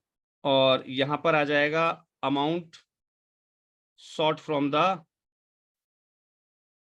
फंडिंग एजेंसी, ये आपका अमाउंट सॉर्ट जाएगा। यानी कि इसमें से क्या रहेगा आपका, total minus self equal to grant amount, है ना।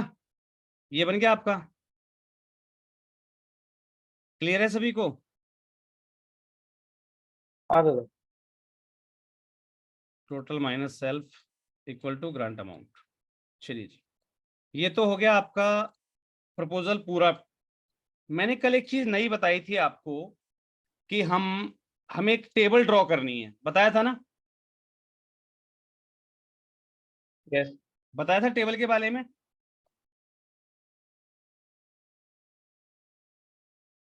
कहां पर बताया था, बताइए मुझे एक बार। सबसे लास्ट में मैंने एक चीज लिखवाई थी आपको। वो सर ऑर्गेनो में वो कुछ बोला था ना जिसमें सबके बारे में नाम नहीं ध्यान आ रहा। दादा last means recurring non recurring self contribution, वो एक फाइनली एक टेबल बना के दिखाना है। नहीं, ये तो हमने आपको बता दिया था। कल मैंने कुछ चीजें लिखवाई थी आपको। प्रोजेक्ट टाइमलाइन याद है आपको? कल का टॉपिक देखिए प्रोजेक्ट टाइमलाइन का।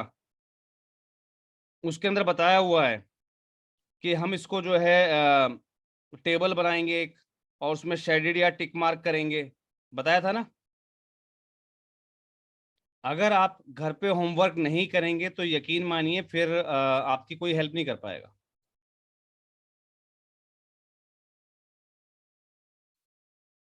आप अगर घर पे मेहनत नहीं करेंगे, आपने पढ़ा ही नहीं है कि हमने कल लिखवाया क्या है।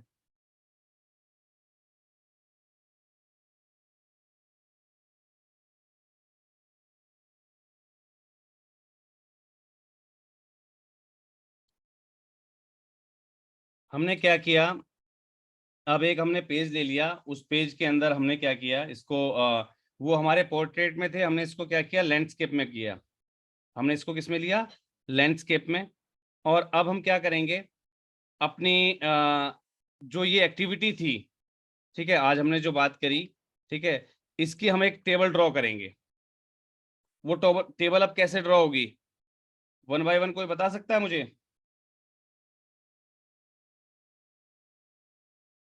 हाँ जी,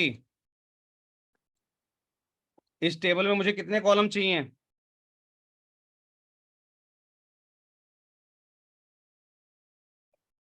कोई बता सकता है इस टेबल में मुझे कितने कॉलम चाहिए?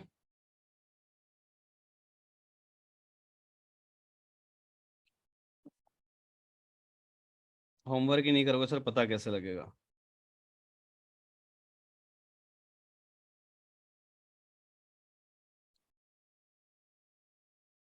होमवर्क नहीं करोगे तो नहीं सीख पाओगे।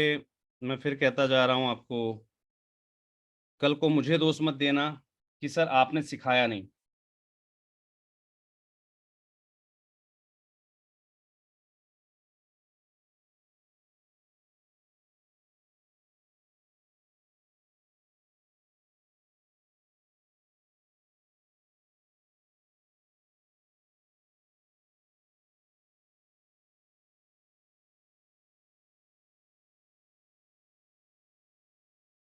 अब इसको आप लेफ्ट राइट हैंड साइड से काउंट करते रहिए, कितने हमारे पास कॉलम बनते जा रहे हैं। 1 2 3 4 5 6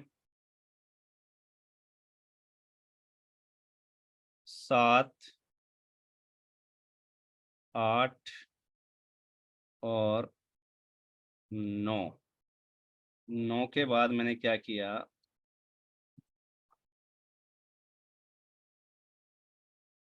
इंसर्ट कॉलम लेफ्ट 10 हो गए, इंसर्ट कॉलम लेफ्ट 11 और इंसर्ट कॉलम लेफ्ट 12। इसमें मुझे क्या करना है, अब मैं यहाँ पर आता हूँ और इसको कर दे रहा हूँ मैं 22 और बोल्ड। यहाँ पर आ गया मेरा जनवरी, फेब, पूरे 12 महीने का दिखाना हमें, मार्च। दादा स्क्रीन शेयर कीजिए आप, हाँ डॉक्यूमेंट के ऊपर वर्क कर रहे? हाँ नहीं दादा, स्क्रीन स्टॉप हुआ है अभी, आप टेबल डाले ना, वो कुछ भी नहीं सो रहा है। 1 मिनट रुकिएगा, 1 मिनट रुकिएगा। हाँ अभी हो गया। दोबारा रिपीट करूँ मैं इसको एक बार, मैं दोबारा नहीं रिपीट कर नहीं, रहा हूँ इसको। मैंने क्या किया था बता देता हूँ। हमें टेबल चाहिए थी, टेबल के अंदर हमने गए कहाँ पर, इंसर्ट में, इंसर्ट के अंदर टेबल में, और यहाँ से हमने टेबल सेलेक्ट की है। हमें जितने भी कॉलम चाहिए उतने कॉलम के हिसाब से, मान लीजिए अब यहाँ पर मुझे कॉलम कम पड़ रहे थे, वहां से मैं 10 सेलेक्ट कर सकता, तो मैं यहाँ पर क्या करूँगा, इंसर्ट में आके लेफ्ट या राइट में मुझे कहाँ बढ़ाने हैं, मैं इंसर्ट से बढ़ा सकता हूँ। मुझे कहाँ से डिलीट करने हैं वो मैं डिलीट कर सकता हूँ। क्लियर है? ये कंप्यूटर क्लास में सिखा दिया गया था आपको ऑलरेडी। जुलाई, अगस्त, सितंबर,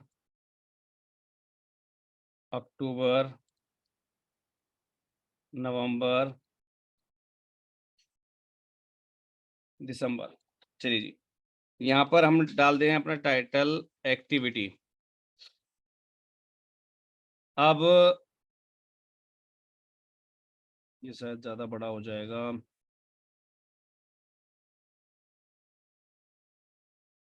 मुझे इसको भी थोड़ा सा कम चाहिए गैप इसके बीच में भी, तो मैं इसको भी कम कर लेता हूँ।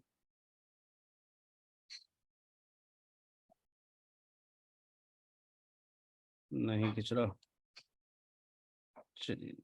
ओए होए, अच्छा ये 72 पे सिलेक्ट है, 20 पर कर दिया मैंने इसको।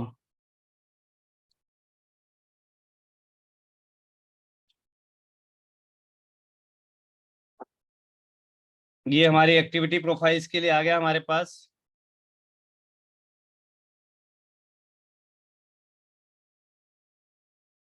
अब हमें एक्टिविटी, हमने बताई थी ना इसके अंदर एक्टिविटी कितनी है। स्क्रीन आ रही है सभी के पास?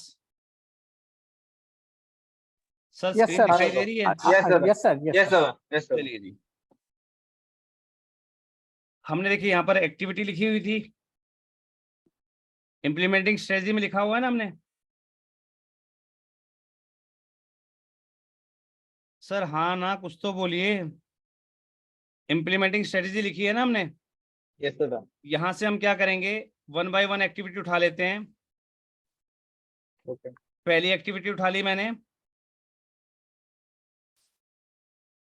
प्रिपेयरिंग शेड्यूल विजिट हो गया, कॉपी, कंट्रोल वी, पेस्ट करता जा रहा हूं फटाफट। यहाँ पर चलते हैं अब तीसरी एक्टिविटी के अंदर। देखिए मुझे सीखना है, मुझे कुछ नया करना है, तो मैं प्रैक्टिस करता हूँ। ये नहीं कि मैं सिर्फ आपको सिखा रहा हूँ, मैं अपना होमवर्क भी बहुत करता हूँ। ठीक है, मैं आपकी तरह आलसी नहीं हूँ, मुझे लाइफ में बहुत कुछ सीखना है, क्योंकि practice makes a man perfect. मुझे बेशक आता हो लेकिन मैं लिखूंगा, आपके सामने करके दिखाऊंगा। मेरी प्रैक्टिस हो रही है, मेरा तो कम से कम जो है बढ़िया बन रहा है।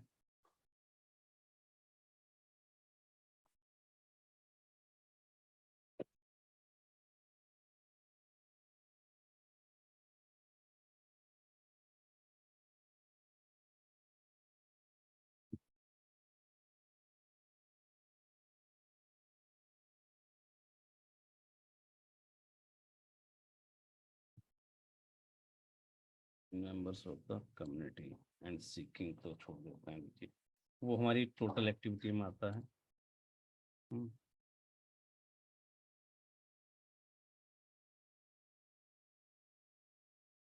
Preparing schedule of visit time, ठीक है। आइडेंटिफाइंग द पेशेंट्स,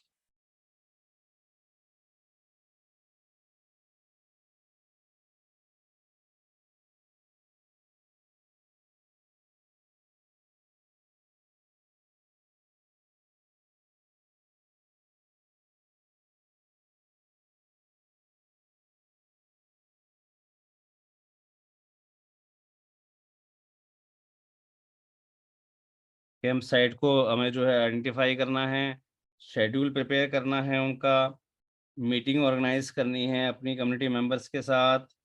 और मैं इसका ना ये पॉइंट और ख़त्म कर देता हूँ। चलिए जी, अब थोड़ी जगह और बच गई हमारे पास। Hand over the report to the patient हो गया हमारे पास। अब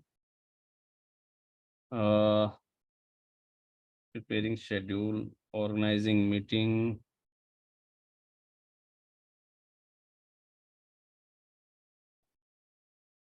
अच्छा ये किया रह गया, ऑर्गेनाइजिंग स्क्रीनिंग कैंप कॉपी। अब देखिए मुझसे एक छूट गया था गलती से, मैं क्या करूँगा यहाँ पर इंसर्ट सेल रो अबव कर दूंगा। चलिए जी, ये कर दिया मैंने वी, ये छूट गया था मुझसे, ये मैंने यहाँ डाल दिया है। हैंड ओवर करेंगे रिपोर्ट हम, और हमारा लास्ट पॉइंट क्या था, डॉक्यूमेंट है ना, कॉपी, और ये हमने यहाँ पर कर दिया पेस्ट।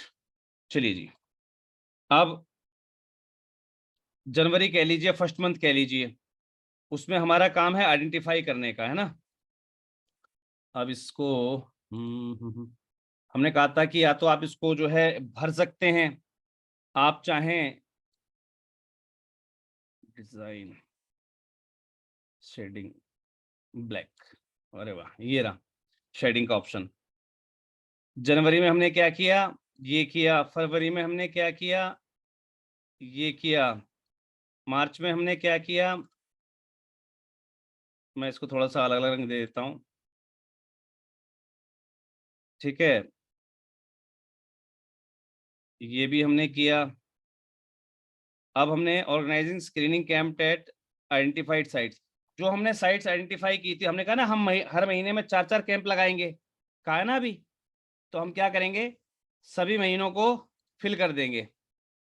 हमने कहा हम हर महीने में कैंप लगाएंगे, हमने लोगों को आइडेंटिफाई किया, उनका शेड्यूल बनाया, शेड्यूल बनाने के बाद उनके साथ मीटिंग ऑर्गेनाइज की मेंबर्स के साथ, और फाइनल कर दिया प्रोग्राम को। और हमने क्या किया, अब हर एक महीने में साइट लगाना स्टार्ट कर दिया। अब हर महीने हम रिपोर्ट जनरेट कर रहे हैं, तो हर महीने ही हम स्क्रीन जो है उनको शेयर भी करेंगे। अपने जो पेशेंट्स हैं उनको हम हर महीने रिपोर्ट प्रोवाइड करेंगे ना भाई। और लास्ट में क्या करेंगे, हम उनका डॉक्यूमेंट मेंटेन कर देंगे। तो डॉक्यूमेंट मेंटेन कब होगा, देखिए दिसंबर में जो काम हुआ है उसका जनवरी में पहले से तो हो नहीं जाएगा, है ना। तो यहां पर हमने क्या किया, लास्ट में उनका डॉक्यूमेंट मेंटेन कर दिया। ये हमने फाइनल डॉक्यूमेंट यहां मेंटेन कर दिया। क्लियर है सभी को, क्लियर है सभी को। हाँ दादा। ये चार्ट बन गया बढ़िया इजी सा,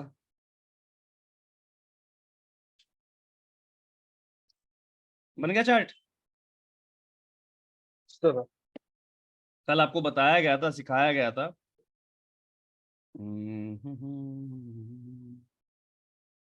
मेरी स्क्रीन तो शेयर हो रही होगी आई थिंक सो आपके साथ ना। हाँ दादा। प्रोजेक्ट बेनिफिशरीज,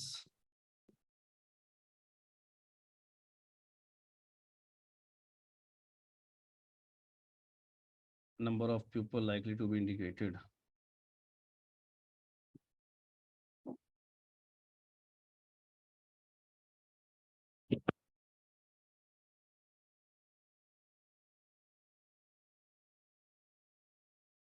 हमने यहाँ पर आपको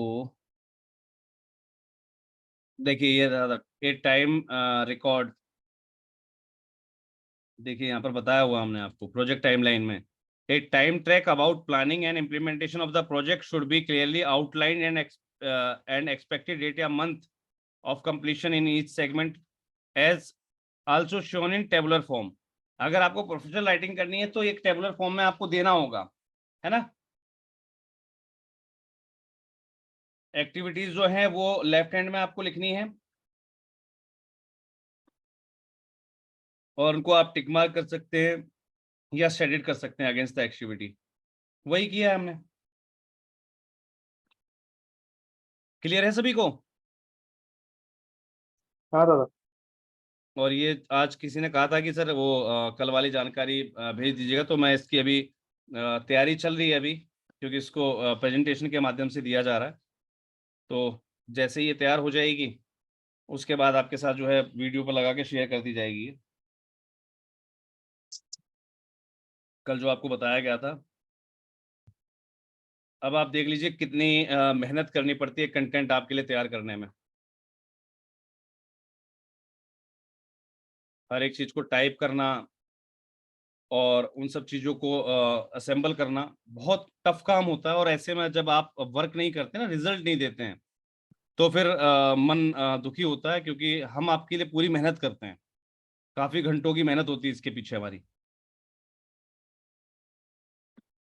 चलिए, आई थिंक सो आज हमने जो सीखा कि कैसे हम अपने लिए एक बेहतरीन सा जो है कैंसर डिटेंशन कैंप पर प्रपोजल लिख सकते हैं, आज आपको जो है ये जानकारी मिल गई होगी। आप चाहें तो अब जो है स्क्रीनशॉट ले सकते हैं। चलिए जी,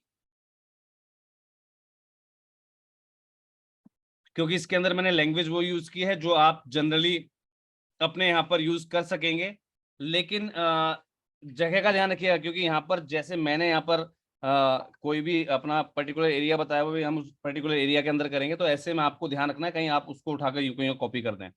कुछ चीजें हैं जो बिल्कुल कॉमन रहेंगी, कैंसर क्या है, क्यों होता है ना, इसका ट्रीटमेंट के वेज क्या हैं।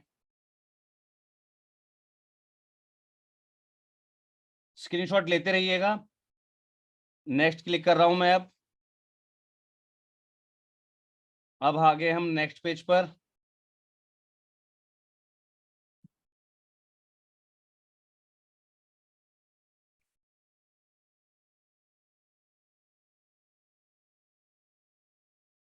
अरे सर, मैं आपसे कुछ पूछने वाला था। Cancer from freedom from cancer foundation, एक शब्द हमारे पास आया था, मुझे उसका अर्थ पता नहीं लगा। मैंने हालांकि यहाँ भी कार्सिनोजन क्या होता है दादा?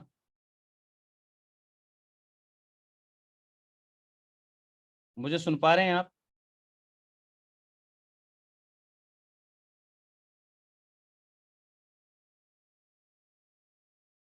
फ्रीडम फ्रॉम कैंसर फाउंडेशन, क्या आप मुझे सुन पा रहे हैं? अपने आप को अनम्यूट कीजिएगा।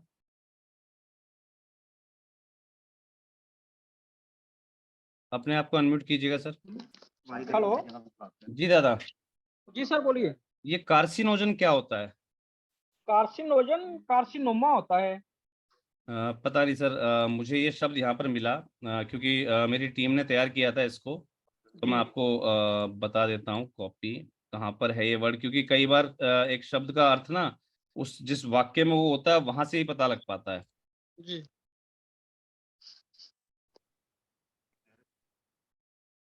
ये है सर यहाँ पर। To an extent some type of cancer can be prevented. कुछ हद तक जो है कुछ कैंसर्स को है प्रिवेंट किया जा सकता है। फॉर एग्जाम्पल कैसे? बाय गिविंग अप स्मोकिंग, धूम्रपान छोड़कर, ठीक है जी। जी ईटिंग नॉन स्पाइसी जो है वो छोड़कर, जी नॉन स्पाइसी खाकर, सॉरी, है ना, जो स्पाइसी ना हो।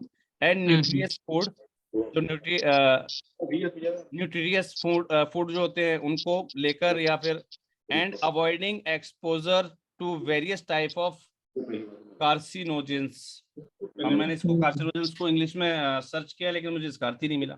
नहीं नहीं नहीं लिख के दिया था। एक्चुअली मेरा हेल्थ का विषय है ही नहीं बिल्कुल भी। ऐसा तो कुछ नहीं है बस। चलिए, होगी कुछ ना कुछ, कोई टर्म होगी ये। जी जी जी देख लेंगे उसको भी। मैं एक काम करता हूँ, थोड़ा सा शायद हमें यहाँ से हेल्प मिल जाए। मैं इसको कॉपी कर लेता हूँ और पूरे को पेस्ट करके इसकी हिंदी करके देख लेते हैं। यस, कुछ प्रकार के कैंसर को एक हद तक रोका जा सकता है। उदाहरण के लिए धूम्रपान छोड़ना, गैर मसालेदार और पौष्टिक भोजन करना और विभिन्न प्रकार के कार्सिनोजेंस के संपर्क में आने से बचना। आई थिंक सो कार्सिनोजेंस का मतलब होगा कि जो इस प्रकार के जो ग्रसित व्यक्ति है, इस प्रकार के जिनके अंदर सिम्टम्स दिख रहे हों। कार्सिनोमा बोलते हैं कैंसर को। अच्छा तो अच्छा अच्छा। कुछ वर्ड बनाया होगा इन्होंने। कार्सिनोजेंस का मतलब होगा जो ऐसे कैरियर्स हैं इस टाइप जी के, जी बिल्कुल उनके बिल्कुल। संपर्क में आने से बचना। जी जी जी। तो मैंने आपके सामने पूरा प्रपोजल शेयर किया हुआ है। आप एक बार जो है फटाफट सभी लोग स्क्रीनशॉट ले लीजिएगा। ये आपका फर्स्ट पेज है, स्क्रीनशॉट लिया होगा आपने। हम सेकंड पेज पर आ गए थे, यहाँ तक गवर्नमेंट हॉस्पिटल तक का स्क्रीनशॉट आ जाएगा आपके पास। मैं आगे कर रहा हूँ अब इसको।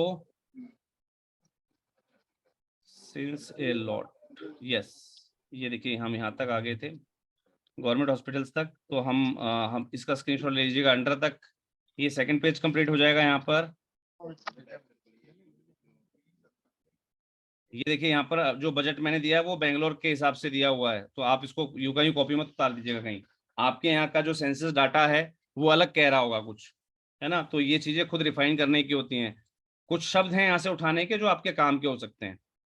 तो जो भी संस्थाएं स्क्रीनशॉट ले रही हों वो ध्यान रखिएगा। नेक्स्ट स्क्रीनशॉट ले लीजिएगा।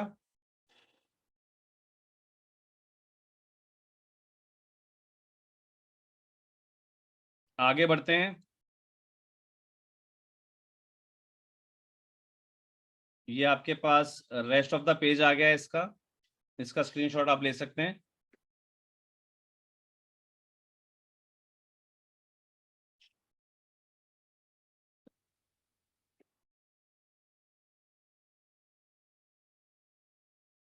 थोड़ी बहुत स्पेलिंग मिस्टेक हो सकती है, उसको आप चेक कर लीजिएगा। नेक्स्ट पेज का हाफ मैंने आपको दे दिया है। गायनेकोलॉजिस्ट तक आप ले सकते हैं। देखिए यहाँ पर हम ना 2-3 चीजें भूल गए हैं, जैसे ENT सर्जन का पैसा जोड़ना भूल गए हैं हम, प्रोजेक्ट मैनेजर का भी भूल गए हैं, जनरल सर्जन का भूल गए। हालांकि हमने वहाँ 2 डॉक्टर का जोड़ रखा है, लेकिन अगर डॉक्टर की बात करें तो एक गायनेकोलॉजिस्ट भी रह गया, पैरामेडिकल स्टाफ रह गया। तो उसके हिसाब से बजट में मतलब ये चीज लिख लीजिएगा। मैंने सिर्फ वैसे आपको एक रफ आइडिया दिया है। तो ये आपके पास स्क्रीनशॉट हो गया होगा ह्यूमन रिसोर्स वाले का। ये रेस्ट ऑफ द पेज है आपका, उसका आप ले लीजिएगा स्क्रीनशॉट, क्योंकि यहाँ पर हमने बेंगलोर की किसी संस्था के रेफरेंस से लिया है इसको। तो यहाँ पर ध्यान रखिएगा कहीं आप इसको भी बेंगलोर करके बैठ जाएं।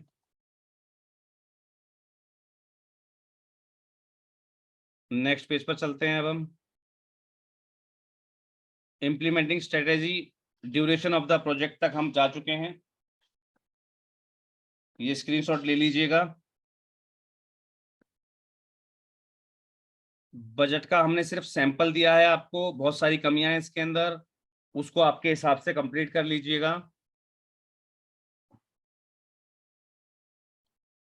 बजट का हमने सिर्फ सैंपल दिया है, कहीं आप सोचें कि ये कंप्लीट है, कंप्लीट नहीं है। देखिए हमने यहाँ पर सिर्फ डॉक्टर, नर्स, अटेंडर लिखा है, लेकिन हमने पर्टिकुलर वहाँ नहीं डाला गायनेकोलॉजिस्ट वगैरह, ये सब बहुत सारी चीजें छूट गई इसके अंदर, वो कंप्लीट कर लीजिएगा।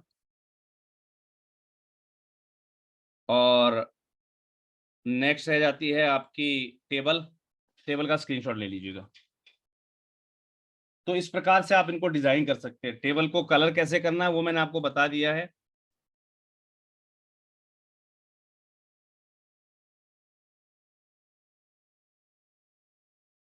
कैंसरकारी, धन्यवाद सर।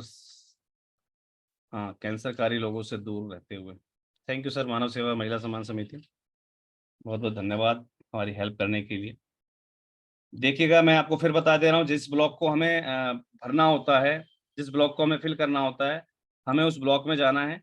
उस ब्लॉक में जाने के बाद शेडिंग पर जाना है, यानी कि ये जो टेबल टूल्स है ना, इसके डिजाइन में शेडिंग पर जाना है। और आप जैसे ही इसको रेड पे क्लिक करेंगे तो रेड हो जाएगा।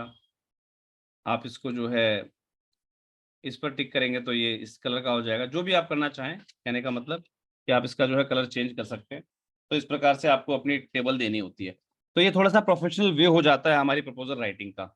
उम्मीद करता हूँ आज की जानकारी आपको पसंद आई होगी, क्योंकि समय बहुत कम है और काम बहुत ज्यादा है, जिस हिसाब से आपका रिस्पॉन्स रहेगा हम भी उस हिसाब से ही आगे बढ़ेंगे।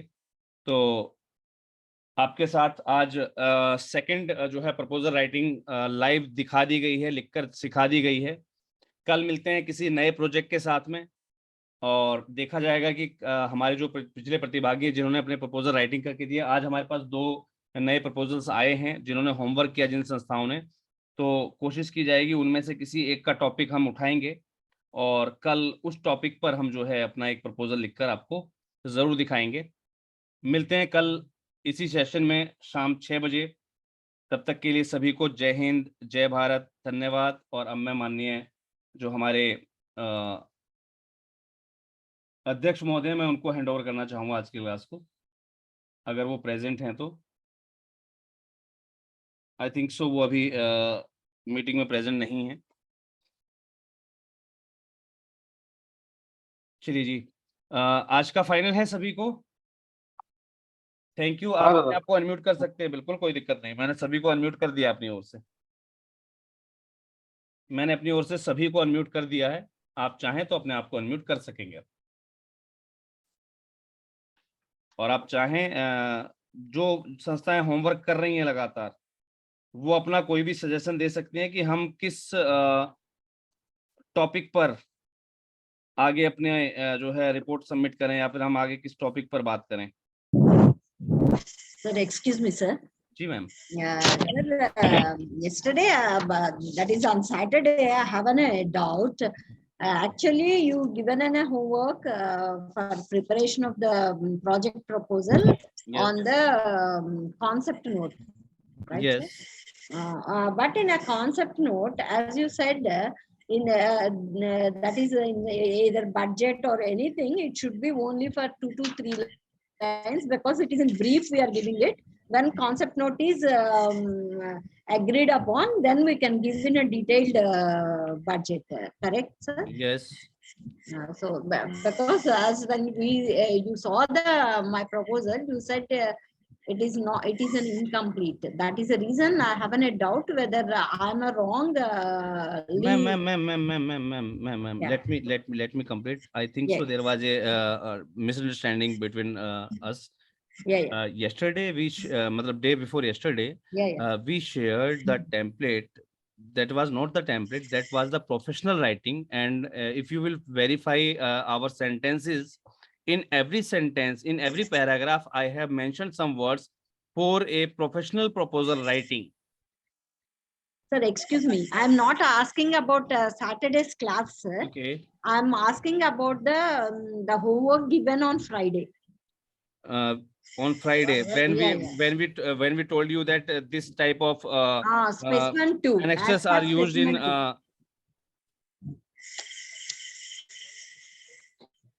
you evaluated each and every proposal, no sir, on Saturday? Yes. Whatever. Yes.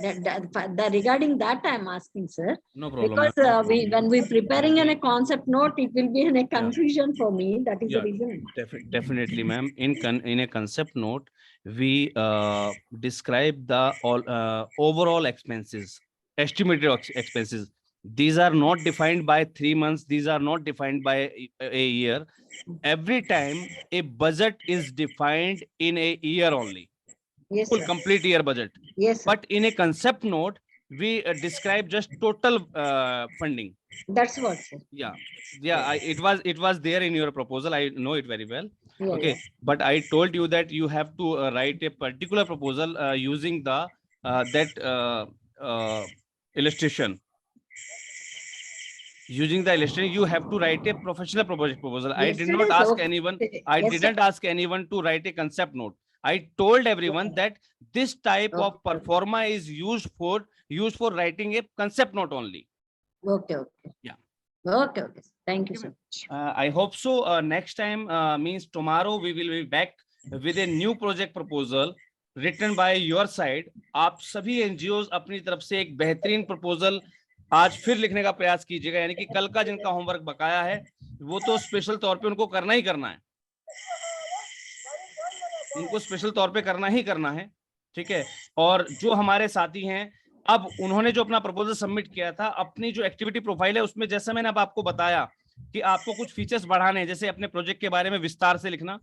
Secondary, जैसे नीचे हमने जो अभी लिस्ट जोड़ी है अपनी, ये आपके मैप इसकी टेबल राइटिंग की, टेबल की, तो ये अपने प्रपोजल में आप एड ऑन कीजिएगा। आप अब सीखिए आप कैसे अपनी टेबल बनाते हैं। आप ये कल जिनका आज 2 संस्थाओं का होमवर्क आया, उनकी कल टेबल मुझे एड ऑन मिलनी चाहिए।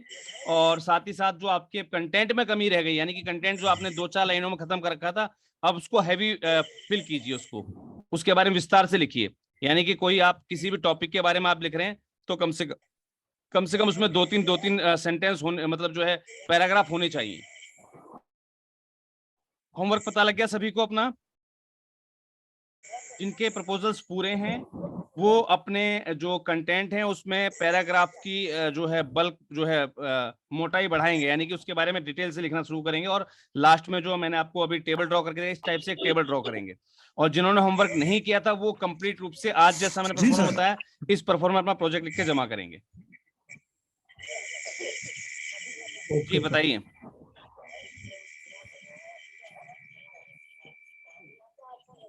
आई थिंक सो सभी का डाउट क्लियर है अब? Yes sir. ठीक है, जिनका प्रपोजल नहीं आ पाया हो किसी भी वजह से, वो मुझे आज व्हाट्सअप भी कर सकते हैं, लेकिन कल उसमें चेंज ये जो बताए गए हैं आज वो हो जाने चाहिए। क्योंकि मैंने कल सिर्फ आपको लिखवा दिया था, आपको नहीं बताया था कि डेमोग्राफिक चेंजेस कैसे आते हैं इसके अंदर। आज मैंने डेमोग्राफिक चेंजेस आपको बता दिए हैं। कुछ इस प्रकार से आपका जो है प्रपोजल तैयार हो जाता है जाकर, है ना? तो कल वो डेमोग्राफिक चेंज के साथ आपका प्रपोजल रेडी होना चाहिए। सभी लोग कल प्रयास करेंगे। चलिए सभी को शुभकामनाएं। Thank you. गुड नाइट सभी को। Good night sir. Good night. Good night sir. Good night जी।